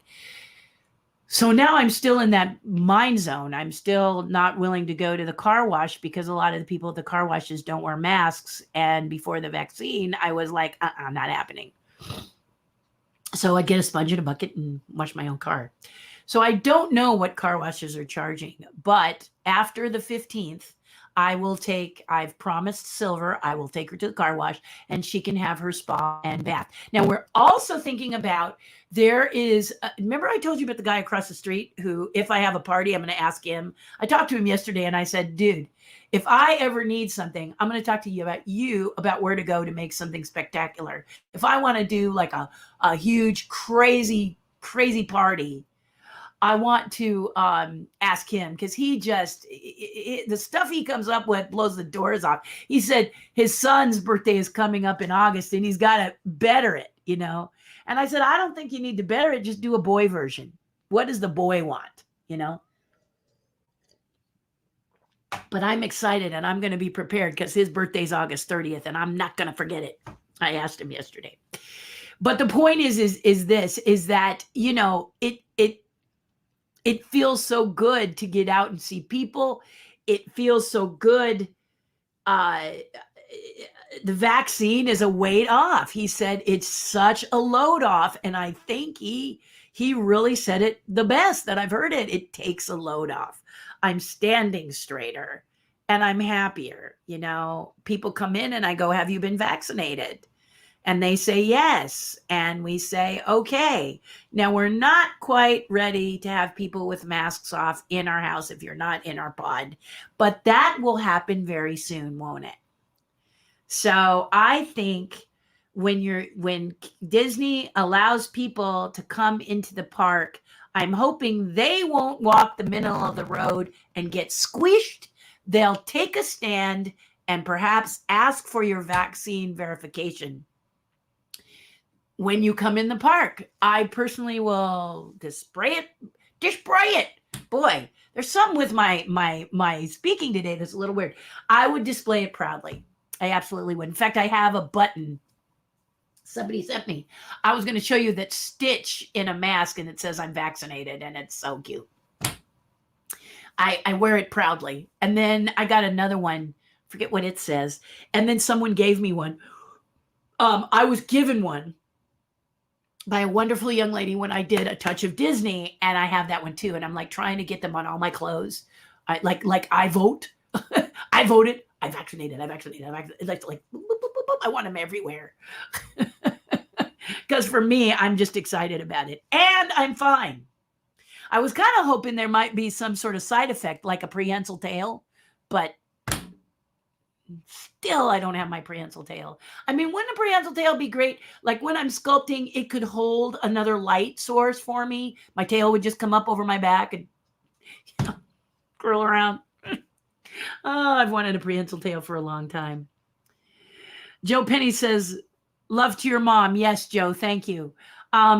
Yeah, so we've just postponing Mother's Day. I'll get her a truckload of donuts and coffee. That's her favorite thing to have. And we will celebrate Lindsay, my husband's mother, because Lindsay, my husband, he got out of jail free on Cinco de Mayo. Cinco de Mayo. Boom, chicka, chicka, chicka, boom, chicka, chicka. He didn't even remember. And I'm up, I'm like, and he's like, why are you so happy? And I go, it's your day. You're free. 15 days after the vaccine. Whoop, whoop, whoop, whoop. And he's just like, I totally forgot about it. And I'm like, celebrating, Why? Because I chose to take a stand. I'm left or I'm on one side of the street or the other. I'm not walking the middle because I don't want to be squished. So that's why I say that to you. You don't have to listen to me, but that's what I'm saying. Joe says Prince Charming should ask Snow White for permission to kiss her, and when she doesn't wake up, to give permission for him to wake her up. Well, there's the answer. No, I disagree. Sorry. I think she gave permission when she sang. I think she saw him. She didn't get as lucky as Briar Rose to dance with him, but she did have that psychic connection that I know exists. For everyone in the world, there is that special someone. I found mine. And personally, it's two different things. He didn't grab her and kiss her. He leaned down gently, gave her love first kiss, dislodged the evil apple. She opened her eyes. There he was, the man she had been dreaming and searching for. There he was. Okay, so I say, yeah, that's my stand. You have yours, I have mine. That's what I say. Yeah, being a woman. Yeah. I understand now. Many men say, may I hug you, before they just hug me. And I appreciate that. I think that's very gallant, actually. It makes me feel like a lady, actually, when a man asks me first. But I don't think it's intrusive. unless there's more behind it. A hug is a hug. We all know what a hug is. If a hug is more than a hug, and I can tell you several instances where I was hugged where I knew it was more than a hug, that's where it's not right. Okay. There is definitely a difference. Okay. But nowadays, before the pandemic, if a man went to hug, many asked first, and I appreciate that. I don't fault them for it. I think it's very, very good that they ask, and it's very sweet. I'm sorry it has to be that way, but but in the case of Snow White, I say, leave her, let the fairy tale stand. I'd like to go back to let's agree to disagree. Yeah, exactly. Well, because it's your friend. During the time of Trump's reign, which was not too far away, right? People would be angry if you were or you weren't. Those who weren't were angry at those who were, because those who were had trouble understanding why you would. But if your friend goes one way and it's against the way you feel, you've got to take into account the friend's positioning in your life. If it's an acquaintance, okay, dislike them because of who they support. I think that's a little weird. Your business, right? But if they've been your friend for years, doesn't that account for something? I know it can be shocking, okay? My hairdresser really likes a particular president, and his dearest friend of 30 years went a different direction. So opposing views on presidents. And when the 30-year friend found out about my hairdresser and how he felt, he dissolved the friendship. And to me, that's a heartbreaker. I don't want to dissolve a friendship over something so, well, I mean, it's your right to believe how you believe. And when it comes to presidents and it comes to things like that, religion, things like that, where people are dogmatic, you're not going to change their mind. You're a particular religion and you go up to a Catholic and you try to tell them why they shouldn't be Catholic. Yeah, how's that flying? Okay. Some things you just don't put your foot in to try to change them. Okay. It's their choice and they really hold on to it tightly. And we're not going to change. Okay. I'm not Catholic, but I am Christian. And I remember my builder, the person who redid my house, is Jehovah's Witness. And he tried so hard to explain to me why I should be Jehovah's Witness. And I looked at him and said, I'm not seeing it. No, I'm not seeing it. It's not making me want to cross over. Okay. I love a good ending, and a good ending is heaven and getting wings. Okay. I often say when a person is passed, they went to collect their wings. There's a reason I do that. And they meet people they love in heaven. Okay. But if you're someone who doesn't believe in God or heaven or hell, or you are of a different religion, that's your business. Just don't have a debate with me. You see? Because I believe the way I believe, you believe the way you believe, and I love you for it because I'm where in America? That's why I'm here. Well, and I was born here, but still, that's why I stay. So, they're your friends. Why was this person? Go back to why this person was your friend. Remember, you're with this person for 30 years as your friend. Go back in time. What was it that made you stay with this person for 30 years as a good friend? Okay. Don't lose track of that. Okay. Don't lose it. I remember my best friend and I, when I first met her, we were building characters for Teddy Ruxpin. You remember Teddy Ruxpin, that little bear with the cassette tape in his little belly, and he told stories? Okay, if you don't know what a cassette tape is, Google it. But anyway, she was building the Charlie Brown characters at the time, and I was helping her. I was brought on to help her, and we just automatically took to each other. We chatted away, and I remember that we talked about things in our lives that were kind of like we were bullied for. Her teeth had grown in on top of each other, like there were more teeth than area in her mouth, and they were on top of each other, and she was very self-conscious about it. And so the day she got that fixed, she felt so good. I remember how happy she was. It was like the day I got dreadlocks. Finally something I didn't have to spend hours in the bathroom wasting my time styling my hair, because that's not where my focus lies. It's in the art, okay? I'd rather be sculpting. I'd rather be doing something creative than the things that keep me alive, honestly. So I have to, because otherwise it's not good for me. But I'm telling you, artists do that. Artists don't like to poop, pee, eat, or sleep. They would rather be creating their magic. We just are that way. But we have to. We have to work around. So how do we eat? How do we manage to do those things effectively so that we can still do as much as we love to do creatively as much as possible? Yeah.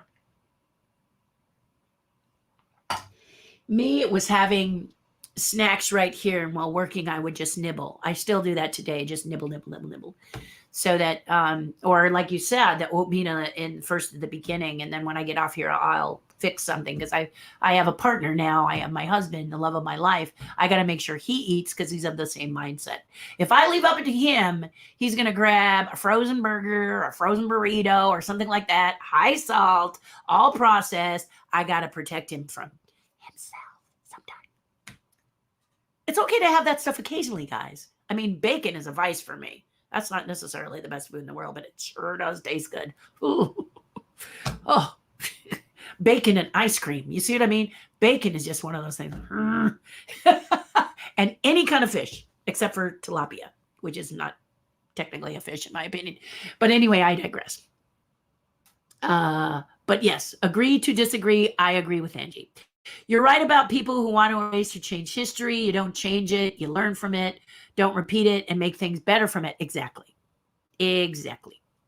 That's what I'm saying. Joseph, you said it so beautifully. As you often do, Joseph.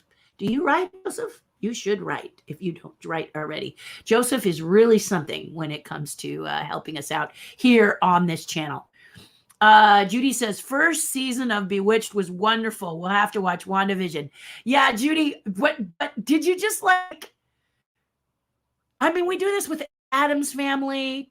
I tried to do it with Lost in Space. I can't. I don't even know why I like Lost in Space, because I watch it and I can't deal. I used to love Lost in Space as a kid, and now I can't handle the dialogue. It's so smarmy. And one of my favorite ones, if you watch Lost in Space, is the green lady with the salad bowl on her head, and she would float and go, wonderful, handsome Dr. Smith. And she would float around, and I watched that later and go, this was really not good.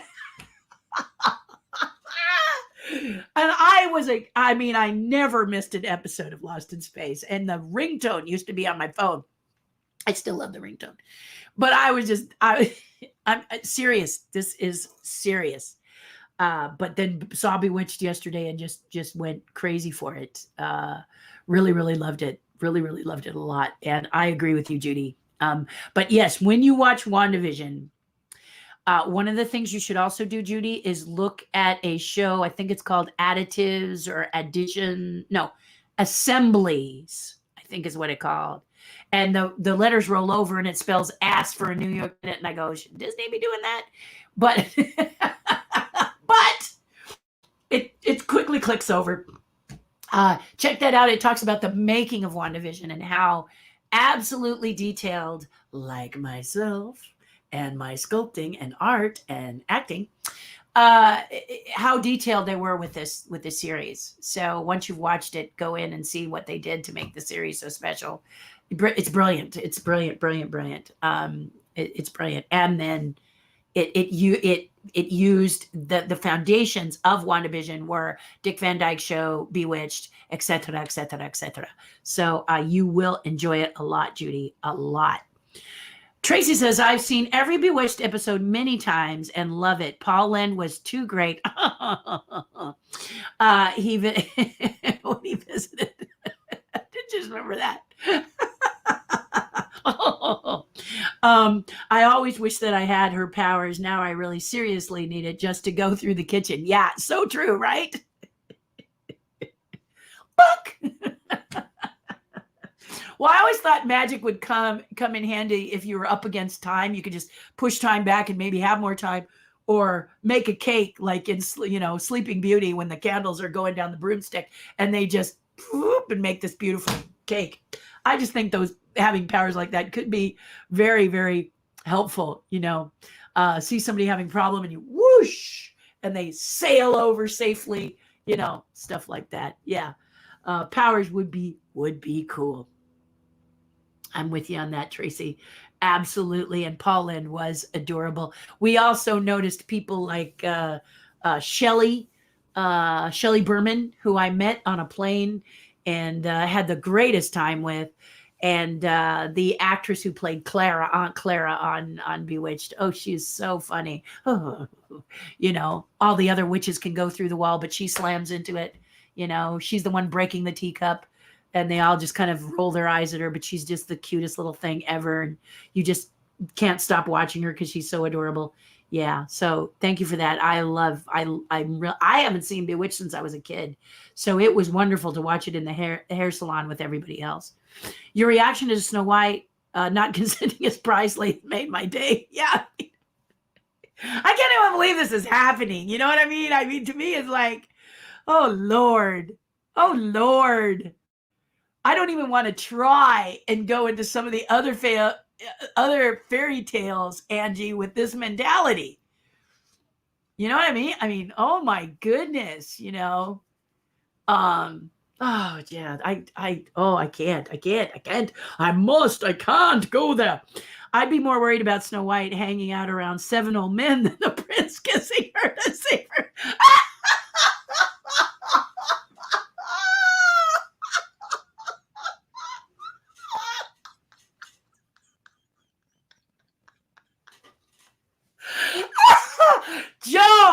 Joseph, you are so brilliant. See, Joseph's amazing. That is.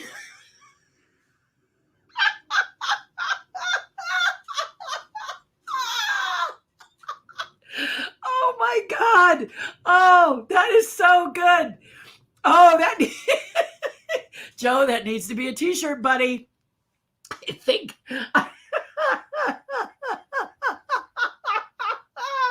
That. Oh dear gosh. Oh my goodness. I can't breathe. Joe, that needs to be a t-shirt, man. That needs to be a t-shirt. That needs to be a button. That needs to be on the back of my car. I would be more worried. Oh, I'd be more worried about Snow White hanging out around 7 old men than the prince kissing her to save her life. I don't know if I got that out of my mouth before I lost it, so I'm saying it now. You get the prize today, Joseph.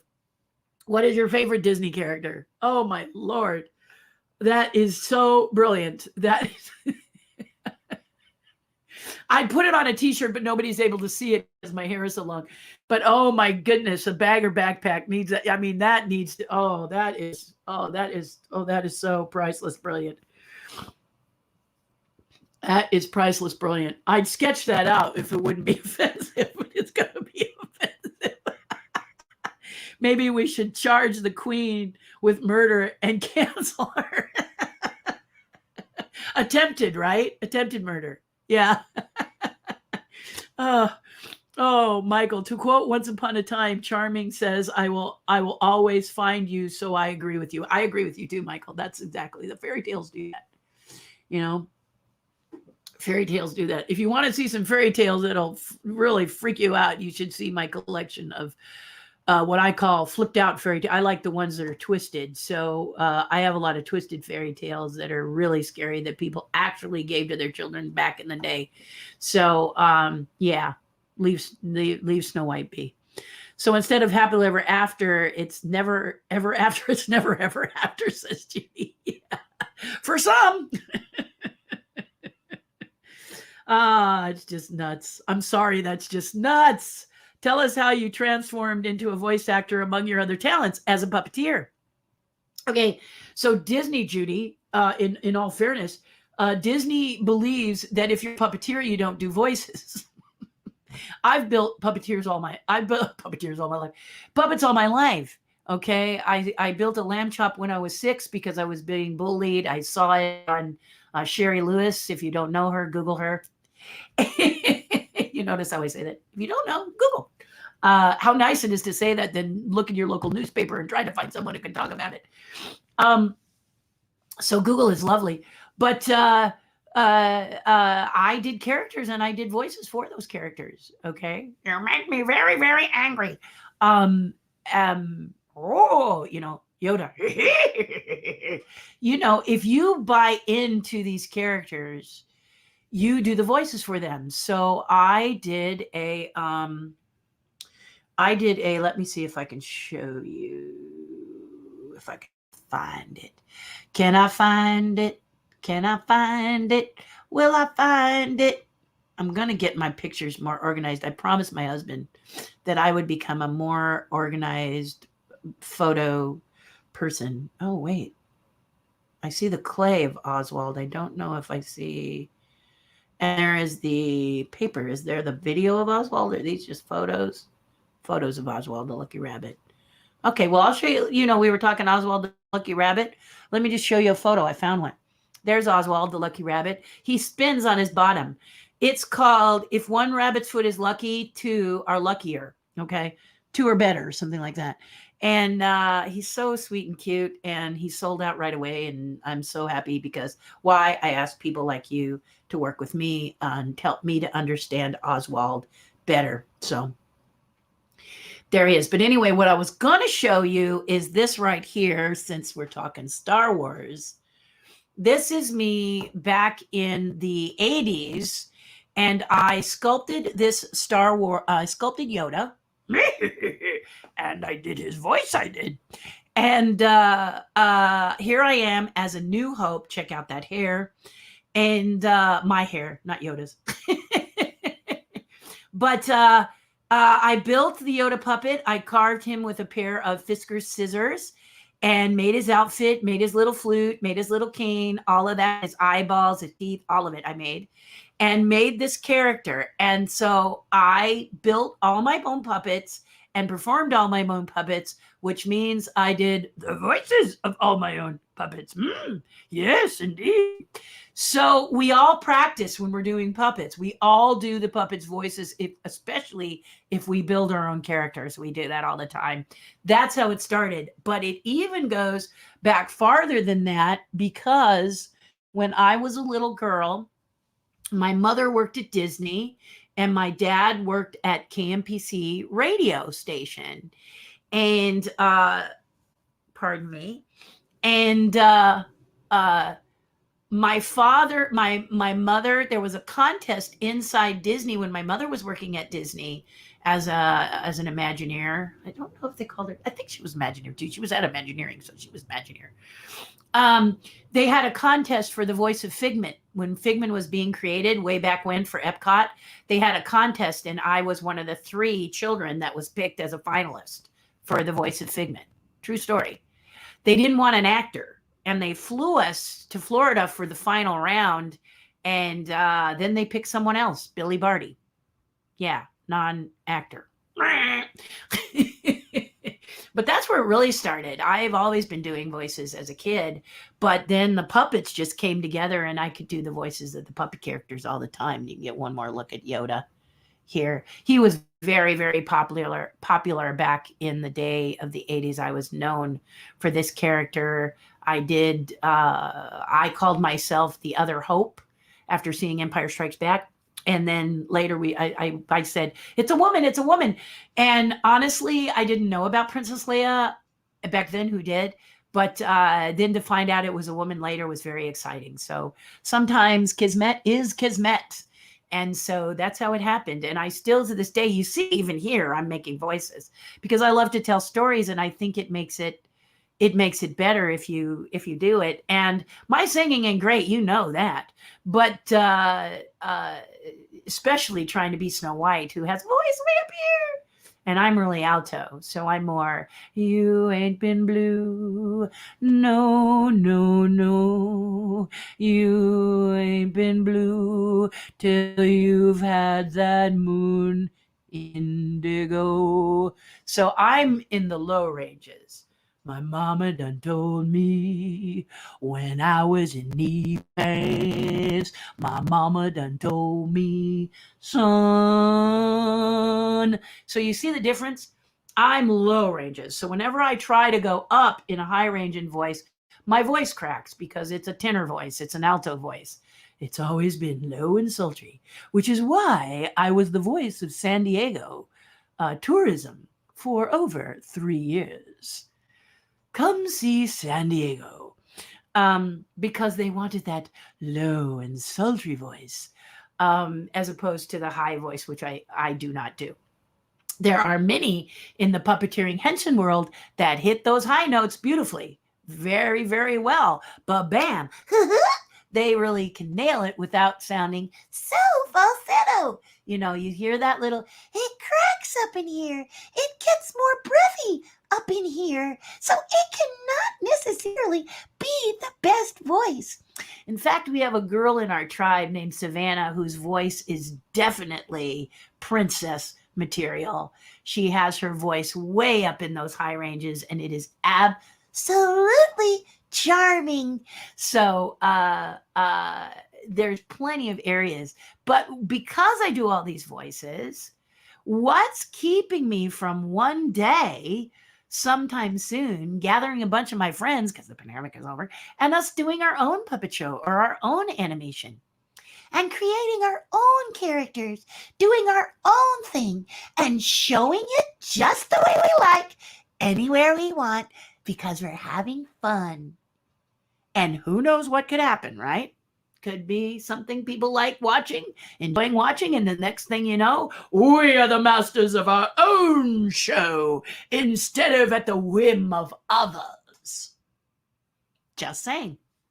And if I can do it, you can do it, right? Right, absolutely. So that's how it happened, Judy. I just, as a little kid, I have a very good ear for imitation, which can get, which my mother was worried about, okay, because I used to play with a little girl who was deaf. And I was young. I was about, I think I was 3. And my mother tells the story of how I came home sounding exactly like her, speaking exactly like her. I love this little girl, and I wanted to be like her. So I spoke like her. And my mother one day took me aside and said I shouldn't do that because it's not kind. But I was 3 and I wanted to be like her. So I spoke like her. But my ear picked it up flawlessly. And it drove my mother crazy. She was just like, I also was in a shopping cart. My mother would push me through the shopping cart. You put the little kids' legs there. And as I saw my favorite cereals, I would sing their jingles. Or I'd say their jingles, Lucky Charms, it's magically delicious. And I'm like 3. So that's how it happened. A performer from the very beginning, indeed. Have you seen Ratatouille, the musical that was entirely created on TikTok? I can't even get on TikTok. I don't get TikTok. I don't understand it. And the other day, a wonderful young girl said she's going to try and help me. You'd be so good on it, she said. And I said, yeah, if I can figure it out. I hope it doesn't take me as long to get on TikTok as it did for me to get on YouTube. Those old people. What are you going to do? I'm so sorry, Holly. But unfortunately, TikTok, isn't that what a clock does? I don't know what you're talking about. My watch. It no longer TikToks either. What are you talking about? My father calls apps abs. So I see my future. Yeah, I got to talk to one of you young people to help me figure out and do TikTok because I think I'd be great on it. I agree with this young lady, but wow. I went on there and I just go, I.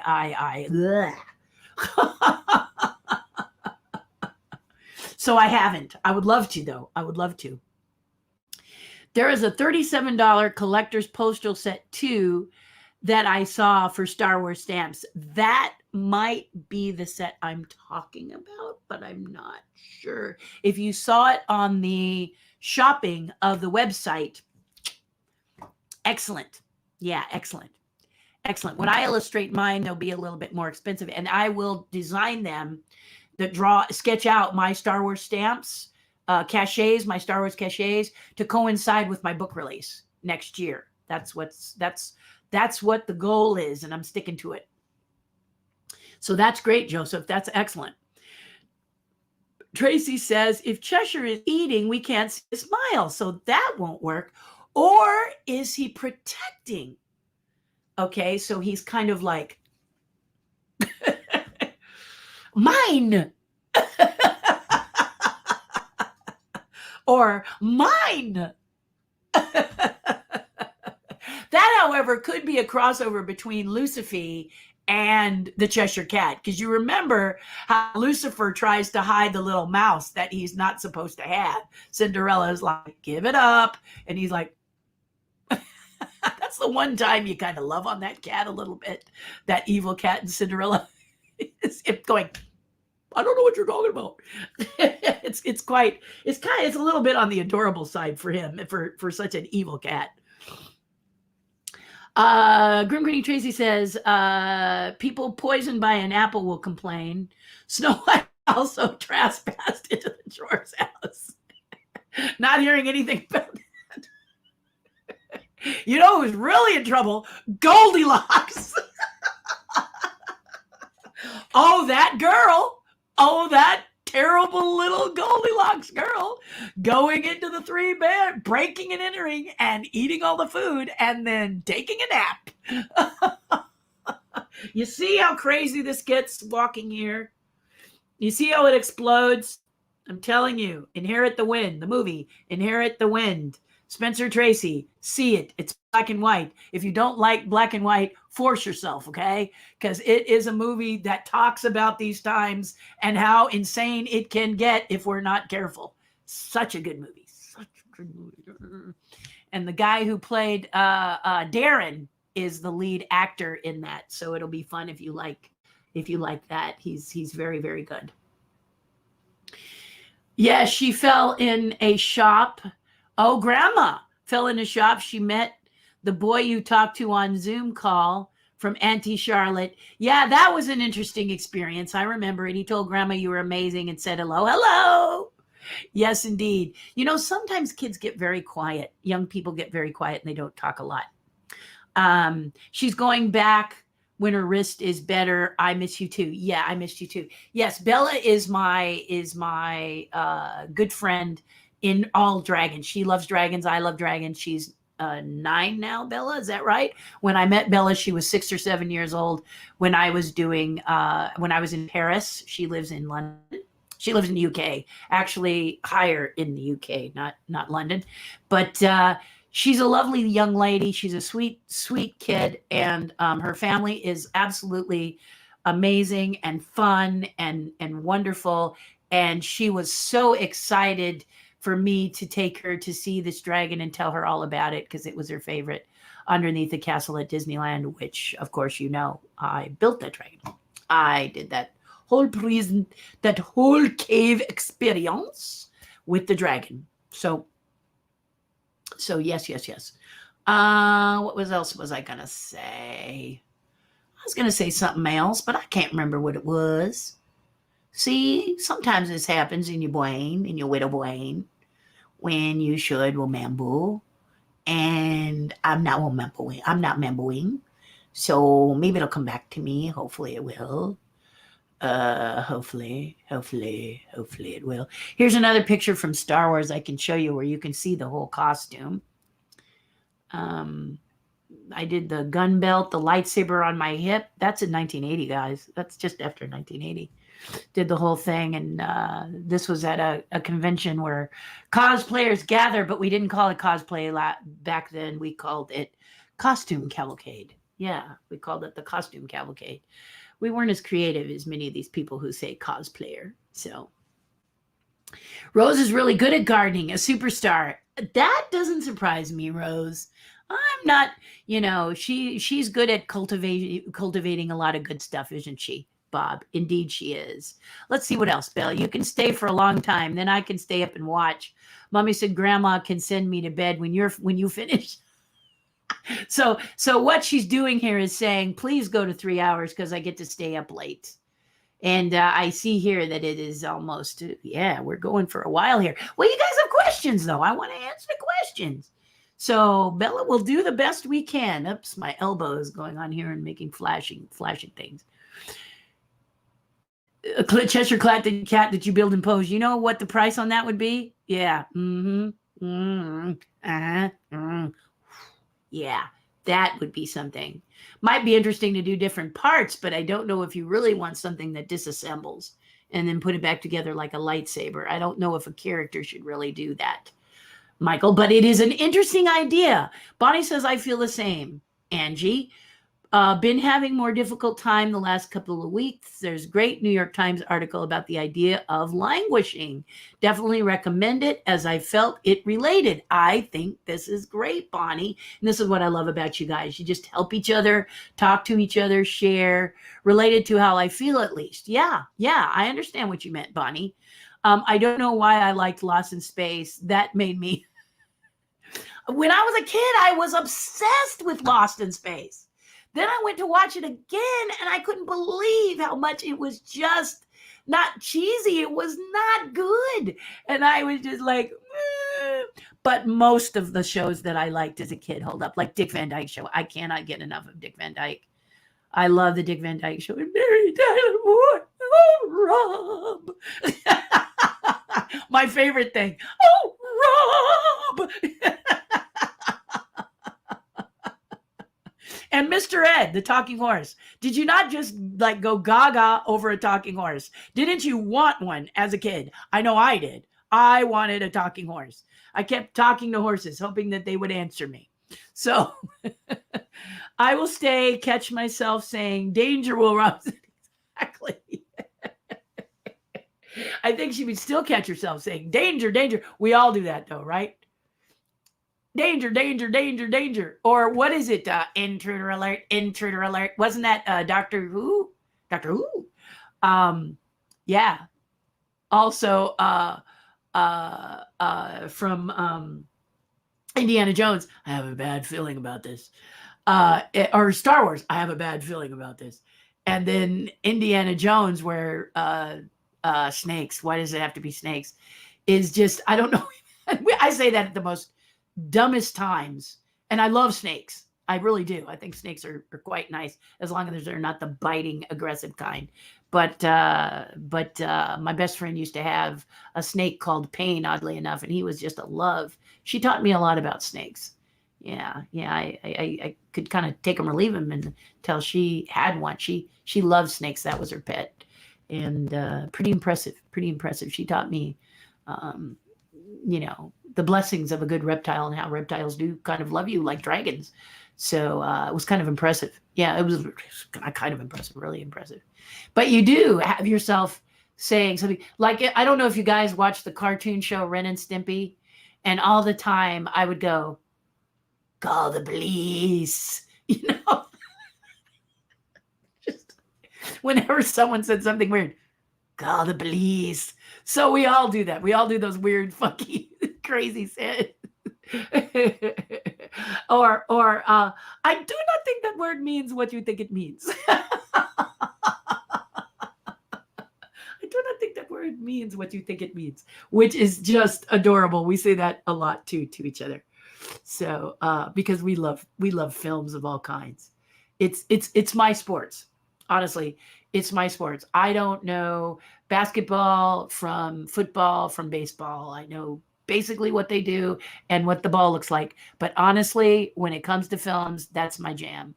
So, and quoting lines is really fun when you get around a group of people who just start spouting off lines. It can be a lot of fun. So thank you, Danger, Will Robinson. It's true, hanging out with 7 men and doing all that cleaning. Bonnie has a different view.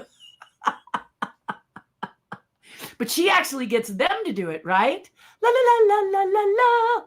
So she gets them to do it, which is cool. Very cool. Grandma is in because of Snow White. Yeah, I agree with you. Hysterics. Yes, I know. I'm sorry. He got me. Joseph got me. I thought that was a really brilliant observation, and I'm lucky I didn't fall back over my chair. That would have gone viral. If I was a stunt woman, I would have faked it. I'm not a stunt woman, though, so I play one on TV. Great Yoda he was. Yes, indeed, Tracy. Yes, he was. Yes. Yeah, a lot of people really loved him and they couldn't figure out how I made him. But I took a block of foam like you find in a cushion in your couch, and I carved him out of that block with a pair of Fiskars. So, whoops, easy bowl. So scissors like these is what I used to carve Yoda. And then I used detailed scissors like these to get into the fine points. All of the Fiskars line. So and at the time it was because I didn't know how to sketch. It wasn't that I didn't know how. It was expensive to create something in clay, cast it up, and then make a mold off it. So that was very expensive. I was young. In the 80s, I was a kid. So carving it out of scissors just seemed easier to me. What? Yeah. I told you, my brain works a little differently than most. Let's see. Tracy says, Newton knows their puppets' true spirit better than those that create them. Yeah. No one knows their puppets' true spirit better. Well, here's what happens. I do a class with people and their puppets, okay? The first thing we do is create a character. Then we look at the character and find out something about the character. I can't name my puppet character before my character is created. And then the voice falls into place. Now, when it's someone who's already created like Yoda, you don't have that challenge. But if it's something you've created, and I've created quite a few, I used to do shows, travel all over Southern California and do shows with my characters when I was a young girl learning puppets. And that's how I landed some of my jobs. At Genieland, where I played White Duck, Yellow Duck with Mel Brooks, and met people like Genie, met people like Wayland of Wayland Flowers and Madam. And he's the one that told me I did not necessary to be a ventriloquist. All I have to do is make this more compelling than this. And so I took that to the bank, and that's what I did. He said, that way you can focus on this, and you divide a person to look at this when this is so compelling. Even a hand is more interesting, you see? So yeah, that's it. No one knows it. You're right. And you all can do it. You all can do it, from a paper bag to a sock to more compelling like Yoda. You can make it happen. Absolutely, you can. David Lewis says, I was born and raised in California, now living in Alabama. There is a difference in Disney parks. I'm a lover of Disneyland, the only park Walt got to see. Correct, David, correct. Worked at Knott's, played at Disney. We were having the Knott's Berry Farm Disney discussion just not too long ago. Some people feel that Knott's Berry Farm is an amusement park as opposed to Disney, which is an experience. But Knott's is working on making it more of an experience. And many are saying that the Knott's Berry Farm experience is getting better and better. So I'm looking forward to when I get a moment or take a moment. Amusement parks aren't my first go-to when I want to relax and take it easy. Disneyland, even though there are a few people in there, when I go, I run into many. And my job, my joy and my job, if you will, is to be easily identifiable so that you can say hello. If I wanted to be incognito, I don't think I'd have this so much. Maybe I would, because it is my hair texture that makes the dreadlocks work. But honestly, there's many people with dreadlocks. Very few of them are blonde. But my coat, I try to wear my skull coat all the time, or something that makes me easily identifiable, like these wild glasses, so that you can come up and say hello and be confident. I try to take away any barriers that would keep you from coming up and saying hello, because people are very shy and they don't want to bother you. But I love talking to people. So, and a lot of times I'm walking up chatting with people anyway. So you can tell talking is not a problem for me, right? All right. All right. I had a friend who had a boa she named Feathers. Original, eh? I kind of like that. I love the snake. She was quite smart. It's just funny how you look at a reptile. I remember, this is very interesting, Tracy, because I remember Payne. He was a reticulated python. And Payne was a snake. Okay, so he loved my best friend, and he loved, his favorite thing was to curl up in her lap like a puppy dog and watch TV. He would curl up in her lap, and then his head would be like this, and she would be like this, and they would watch TV while he kind of, hilarious. He would crawl over me to find her. I remember being at the San Diego Zoo talking to a reptile handler who said that's not possible, that reptiles only seek out a heat source, not a certain person. But here's why I disagree with that person, because a snake has a very acute sense of smell through his tongue. And so how is he not going to know that the warmth source that is me is different from my best friend who is mom? The answer is he's going to be able to tell the difference, or she's going to be able to tell the difference easily. And Payne did. Payne cared about me very much, used to curl up in my lap on occasion when mom was busy. But if mom was available, he always crawled over me to get to her. And that's the dead on truth.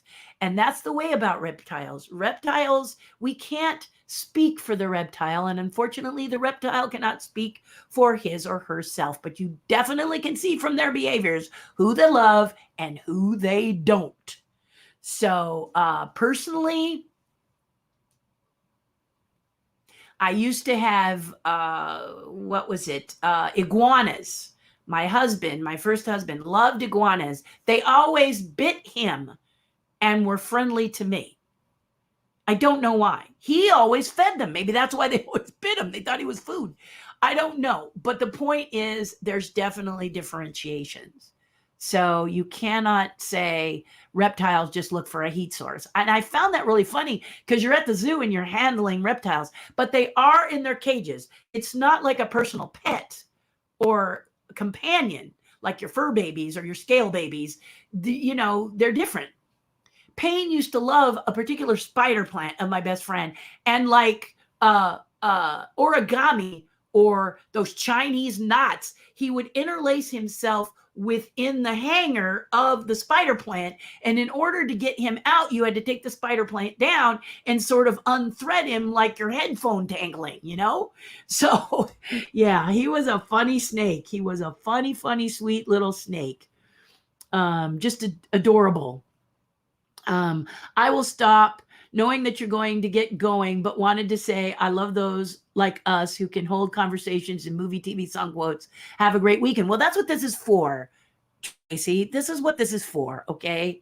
Today, if you feel like talking, as long as there are questions, I will answer them, okay? I'm compelled. I want to know, what you're talking about and stuff. And I'm not offended if people go away. If people say, I'm done, I'll watch it later, whatever. I got a life, okay? You got a life, fine. That's fine. But I love these conversations, and I love the way they jump from lily pad to lily pad. That's my favorite thing about Ask Me Anythings, or anytime I'm here. People say, what do you call your channel? Comfy Chat was the best that we could come up with. And thank goodness my husband named it, because that's what it really is. A chance for you to talk about all things, and whatever's on your mind, whatever you're feeling, we talk about it a little bit. We go to the next one. It's just like a real conversation, except for that I don't get to hear you speak. So that's why I'm constantly reaching out and saying, consider joining me on Patreon if it's something that you can budget for, because and that's why I keep it the lower tier, the lesser tier. I don't want to call it a lower tier, but the lesser tier, because that way you guys can be, it can be a part of your whole, your whole new world. Yeah, and I love that part about it. So I love this. I love this. Topo Gigio. Oh yeah. How many of you remember Ed Sullivan and Topo Gigio? Do you know that in Chicago, I don't know if it's still there, and my sister used to live in Chicago, but if any of you live in Chicago, there was a restaurant called Topo Gigio, and I got my dad a t-shirt with little Topo Gigio on the t-shirt. And my dad still to this day wears it, and it's like threadbare, the little Topo Gigio, because my sisters lived in Maui for over 5 years or so. But the little Topo Gigio was so cute, and that restaurant was so good. So I don't know how y'all are feeling, but I just had to look out the window because it looked like the sun is breaking through. Doggone it. And but I love Topo Gigio, and Ed Sullivan was where he was first introduced, wasn't that? Isn't that right, Tracy? Ed Sullivan Show. Oh my gosh, that takes you back, doesn't it? We should do a memory lane chat, huh? Bring something from memory lane. You guys have anything from the past like that? I mean, I have dinosaurs, which reminds me, we're gonna do the dinosaur story thing. I haven't forgotten. I just got I got tripped up, and I apologize. The vaccine sent me for a little bit of a loop, so I'm unlooped now. That was the first amusement park, not theme, where Walt went to Santa Claus Land, the first theme that was in Indiana, to see how their Christmas land, Halloween land, 4th of July land was like, right? Yeah. And said, want something where everybody can enjoy it, from the very young to the very old. We all can go to Disneyland and find something we love, right? So that's the thing that makes that so special. It's more than just sitting on a bench and watching your kids on a carousel. You get to actually be a part. There are so many attractions that include everybody, like Mr. Toad's. I just love Mr. Toad's, and I'm really glad Mr. Toad's is still in Disneyland. It's one of my favorite rides, and I love it. I love it so much. But religious don't like it so much, and I'm religious. As a kid, I loved being able to go to hell and talking about it after, It was hot down there, which is why I'm not going there. I'm not moving there. I could talk all day. I have to stop myself, which I'm clearly bad at. LOL. No, my husband says the best thing you do is talking. And sometimes, Tracy, we just find a venue where I could do it. I need a show where I will speak it now. I would love to do a show that is popular, that has something to do with supporting others, emotionally, or, not like a guru with things to say to get out of that melancholy feeling, but fun, upbeat, silly, goofy. Don't know what it is, but I keep thinking it'll come to me, and who knows, it may come to someone else and then they'll say it to me. But I'd love to have my own show. Absolutely. Like this is my own show, kind of. I'm a patron of yours. I just haven't gone through it all. I know, Tracy, you are a patron of mine, but you haven't gotten a chance to go on the Wednesday call, eh? And let me know if you didn't get because I know I sent it a while back when you first joined, but make sure that I get you the invitation to the Facebook page, right? If you haven't already gotten that. I think you already joined it, but I'm not going to assume anything, because luckily it's the tribe is getting big enough. I can't keep track of you all. It's wonderful. It's wonderful because you keep track of each other, you support each other. And that's what I love about all of you so much.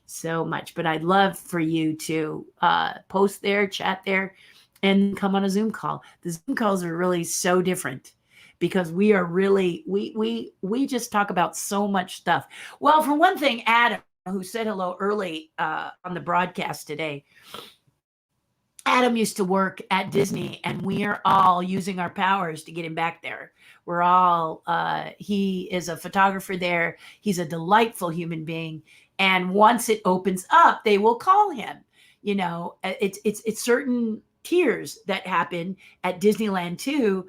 And they bring back according to tiers, whether it's how long you're there, whether it's maybe you're part-time or full-time. There's criteria, but the more Disneyland's opens, the more they're going to bring back those that they had to say sorry to. So they'll invite them back, and we keep every day looking at Adam and going, is it getting closer? Is it getting closer? Because we know they're going to invite Adam back. He's just so much fun and so upbeat, and he takes beautiful pictures, and he interacts very well. He's got a lot of joy, a lot of energy, and that's just what the park needs for photographers, isn't it? So we know Adam's going to get back at Disneyland. We just are all coming together and putting the good thing, Adam back at Disneyland vibes out there as a team, as Terry's tribe. That's what we're doing. Adam back at Disneyland. So it's cool. It's stuff like that. Yeah, it's stuff like that. Yeah, he was. Yes, Tracy. See, my memory isn't. Okay, what's the poster behind you on the left side? Okay, my left here. Okay, one day, if you want me to, I will take down that poster. Okay, so you can see. It's actually covering a painting my dear friend Philo Barnard did of me as a villain. I just noticed that I think the camera's crooked, isn't it? Anyway, something's weird. I don't live in the Winchester house. But anyway, this is a storyboard I did of a movie that I did. Yes, I did a movie. If I can get the movie and I can show it to you, I will post it. I have to find it. It was called Hostel, as in youth hostel, about when I stayed in a hostel in Paris, in France, Ravenna, in a new hostel, and I was mistaken for a ghost. It's a silent film. I did a silent movie, and boy, was that something to make. But if you guys are interested in it and I can find it, I will see if we can post it here as soon as I can find it. And it's got to get off of a DVD because DVDs no longer work in my computers or systems anymore. So I'll have to find a way to link it to you. Maybe I'll post it on YouTube. I have to ask my husband if it's okay. It should be okay because it's all mine. The story's mine. The actors commission will allow me to do it. And I had the music produced for me, exclusive for me. So it should be okay, but I'll check with my husband and Gatekeeper for something like that and put it on the YouTube channel if you want to check it out. So thank you for asking, but that is my storyboard, and I could talk about the making of and challenges with it, which there always are challenges with it. Anita, me, and Tom, and two others from our group went to Santa Claus Land to walk where Walt walked and get his inspiration in Disneyland. Disney's Land, yes, that's great. I'm going to Marceline in, I mentioned that before. I'm off to Marceline in September. Yes, it is September. I was going October, September. And I'm going to be there with two other amazing artists, Joe Yakovetic and Mindy. Mindy, who wrote the Tinkerbell book, who wrote the Women of Animation, who is just the writer among writers. She's going to be there, and I'm so excited. And I've never been to Marceline, so I can't wait because it's a small town with great people in it, and I've been dying to go there. So if you are anywhere near there and you can come for what's called Toon Fest, that's right, Toon Fest. I'm hoping to get more information as we get farther into the summertime, and I will be posting it here to let you know. I would love for you to come. I would love for you to be there. I'm trying to think of something special for Toon Fest, but I know that a lot of people are just kind of holding tight right now to see which direction the pendulum will swing. So, but once we get going, I'm going to start asking, and then I'm going to work hard to create something that you can only get at Toon Fest. I will also be offering the Walt and Ward cachets you saw with the train stamp on them, because that's a nice, affordable. Let me say that. No, that's the wrong word. A nice thing that doesn't cost too much to adopt. Maybe I should say that. The investment is minimum. Anyway, it's a nice thing to have for not a lot of bank, and it's very wonderful. And I'm going to be selling those there. if allowed, because it really does fit with Marceline. It connects real well. The train actually goes right by there. And I think for Toon Fest, it might stop and I might say, can we work a train trip there or home or something? Fly in, maybe train back or something. That would be really cool. We'll have to see. That could be the question that I ask. Indeed. But I do want to create something that's exclusive for Marceline. I got to learn more about Marceline to do that. And Leo, maybe you and I should have a talk. You know a lot about Marceline. I can't remember whether you've been there, but I know you know a lot about it. Okay, I got my pin. Thank you. I did get your reminders and notes. I do not have any way to Zoom. I only have an older Chromebook. So do you have a phone? Do you have a smartphone? And how smart is your smartphone, Tracy? We can message each other and talk about it because you can do Zoom on your smartphone. Or on your, I don't want to say iPad because you may not be an Apple person, but on your tablet, you can do that too. Okay, because Zoom has a website, but Zoom is also an app, or ab, as my dad says. I have too many abs, says my 87-year-old father. My husband has tried to correct him and he forget it. So I go, Dad, we got to work on those abs. But we don't mean abs, we mean abs. It's funny, right? It's funny. How many people can chat on a Zoom call at once? I have the ability to talk to 100 people. Yep. Most of the time, though, I'll be full disclosure on our Terry's Tribe. I think the most we've had is about 15, 20. But most of the time, it's about 10. And what's nice about that is that people bring everything. It's just so special. People bring all kinds of things to the table, and it's fun. Robert Anderson, who is a tribe member who went 2 days. He went to opening day at Disneyland, and then he went the day after. And so he kind of had the floor the last Zoom call as he told us what he did, what he liked, and what he thought could be improved at Disneyland based on the 2 different days, which was fun. You know, that was fun. So if you bring something, my friend Liz Reed and Anna Diaz, they both live across the pond and they both love my park, which is Disneyland Paris. So they will always give me Disneyland Paris news. Right now, France is having is fighting a new outbreak of COVID-19. And so that park has been shut down for a while and they miss it and they love it. And they usually, it's a staple in their lives, just like these parks are staples in our lives here. But they give me the Paris news and I love hearing it from their point of view. Anna from Portugal, Liz from the UK. And another person that does it is my friend Michelle. Michelle has a wonderful podcast called the Disney Dream Girls. If you have not had the chance to check out her podcast, check it out. Disney Dream Girls. They're very, very talented and they give Disney news as well. So there you go. About 100 people if I tune him. Philo wasn't Mary Poppins, wasn't he? I remember that. Yes. Philo, my friend Philo, the designer of The Little Mermaid. The designer of The Little Mermaid, and if I get a chance, I will hook up camera 4 and show you some of the things he's made for me. On this side, I have Cinderella's dress. Somebody gave that to me. I really like it. But I'm just noticing that my camera's crooked and I may have to talk to we got to fix the camera because we're sliding. And then if I duck down, you see Robo Mickey right here. That's one of my favorites, standing next to Totoro. And my name tag, Robo Mickey, Totoro. I'll bring him down. He's pretty cute.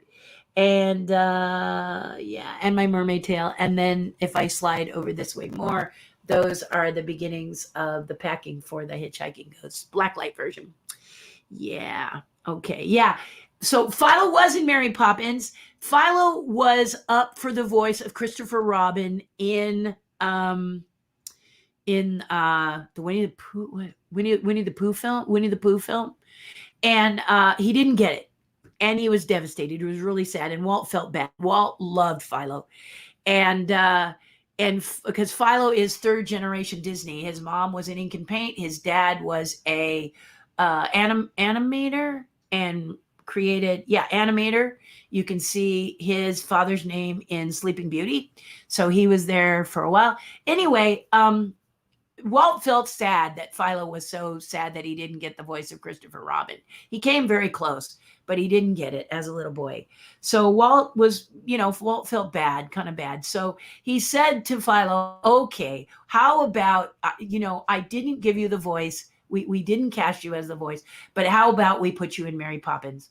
And in the Come Fly a Kite sequence, or Let's Go Fly a Kite, at the end when everybody is flying kites, if you look for the man and boy in the brown outfits, so brown suit and little brown suit flying a kite, that's Philo and his dad in that at the end of the Mary Poppins, the original one with the real Mary Poppins, not that later one. But the one with Julie Andrews, Dick Van Dyke, there is only one. What do you think about Disney's decision to ignore Florida governor's lifted coronavirus safety protocols and continue to requiring and asking? I think that's freaking brilliant, Leo. I think that's smart. Florida's, I was going to say insane, but they're crazy over there. They're doing some stuff over there that's nuts. It's pretty nuts. I've seen it. I get that the news likes sensational stories. So maybe not all of Florida is pretty nuts, but there's some nutty stuff going on in Florida. And I think if Disneyland and Disney World, if Disney World and the Magic Kingdom want to stay open, this is very wise. This is so smart. And it's not an easy thing to do. Okay. It's not an easy thing to do. When you go up against political, it can be very challenging because they feel you gotta bend to the political will. And sometimes the political will ain't that bright. Okay. So I think Disney's saying, no, our park, our choice. You want to come here? This is what we're doing. That's kind of the way I feel. Keeps you safe. Good. Why? Because you want it to stay open, don't you? So conform to the rules of the place you love, because you love them and they love you and they want to prove it by keeping things together. Yeah? Leo, good question. Tracy says, I have a dumb phone, landline only. That's it. Oh, man. Must you have a nice little quiet life. I have to get some type of cell again, though. More doctor's appointments coming up. Once I can meet up with you, I will chime in. Oh, yeah, that would be great. That'll be great. Nowadays there are services, Tracy, that you can get where the phone is free. So I know my dad is on one of those plans that's very, very good. It's for him, it's for an elderly person, but and a veteran. Okay. But there are services out there that'll get you a real, a cell phone, not crazy, maybe not an iPhone, but something that's cool and get you that's what that you could do a Zoom call on and stuff, or you can sometimes pick up a tablet that's very inexpensive and get Wi-Fi, and as long as you got Wi-Fi, you can get that Zoom app. So that could be wonderful. So hang in there, my girl. We're thinking of you. Okay. He was a kid in the Fly a Kite scene. Yes. And his dad worked on the movie. Yeah. So they were both in the end, and his dad did a lot of the art. Yes, he did. Correct. Thank you for today, Terry. I'm only able to tune in live every other. Judy, I'm glad you're here. And everyone, we have hit 303. So it is now my time to say, I'm so glad we had this time together just to have a laugh. And I think it's like sing a song or something like that. But But I love you guys. Do something nice for someone else. It'll make you feel so much better. Thank you for spending your Friday morning with me. And I look forward to seeing you Monday. It could be shorter, but these are the AMAs. As long as questions are coming, I'm answering them. But no, I love you. Have a lovely weekend. Enjoy it. Take time for yourself if you can. All right? You deserve it. And don't let me give you permission. You give yourself permission. And thank you for today. I will see you soon. I love you. Let's talk Monday. Be well, everybody, and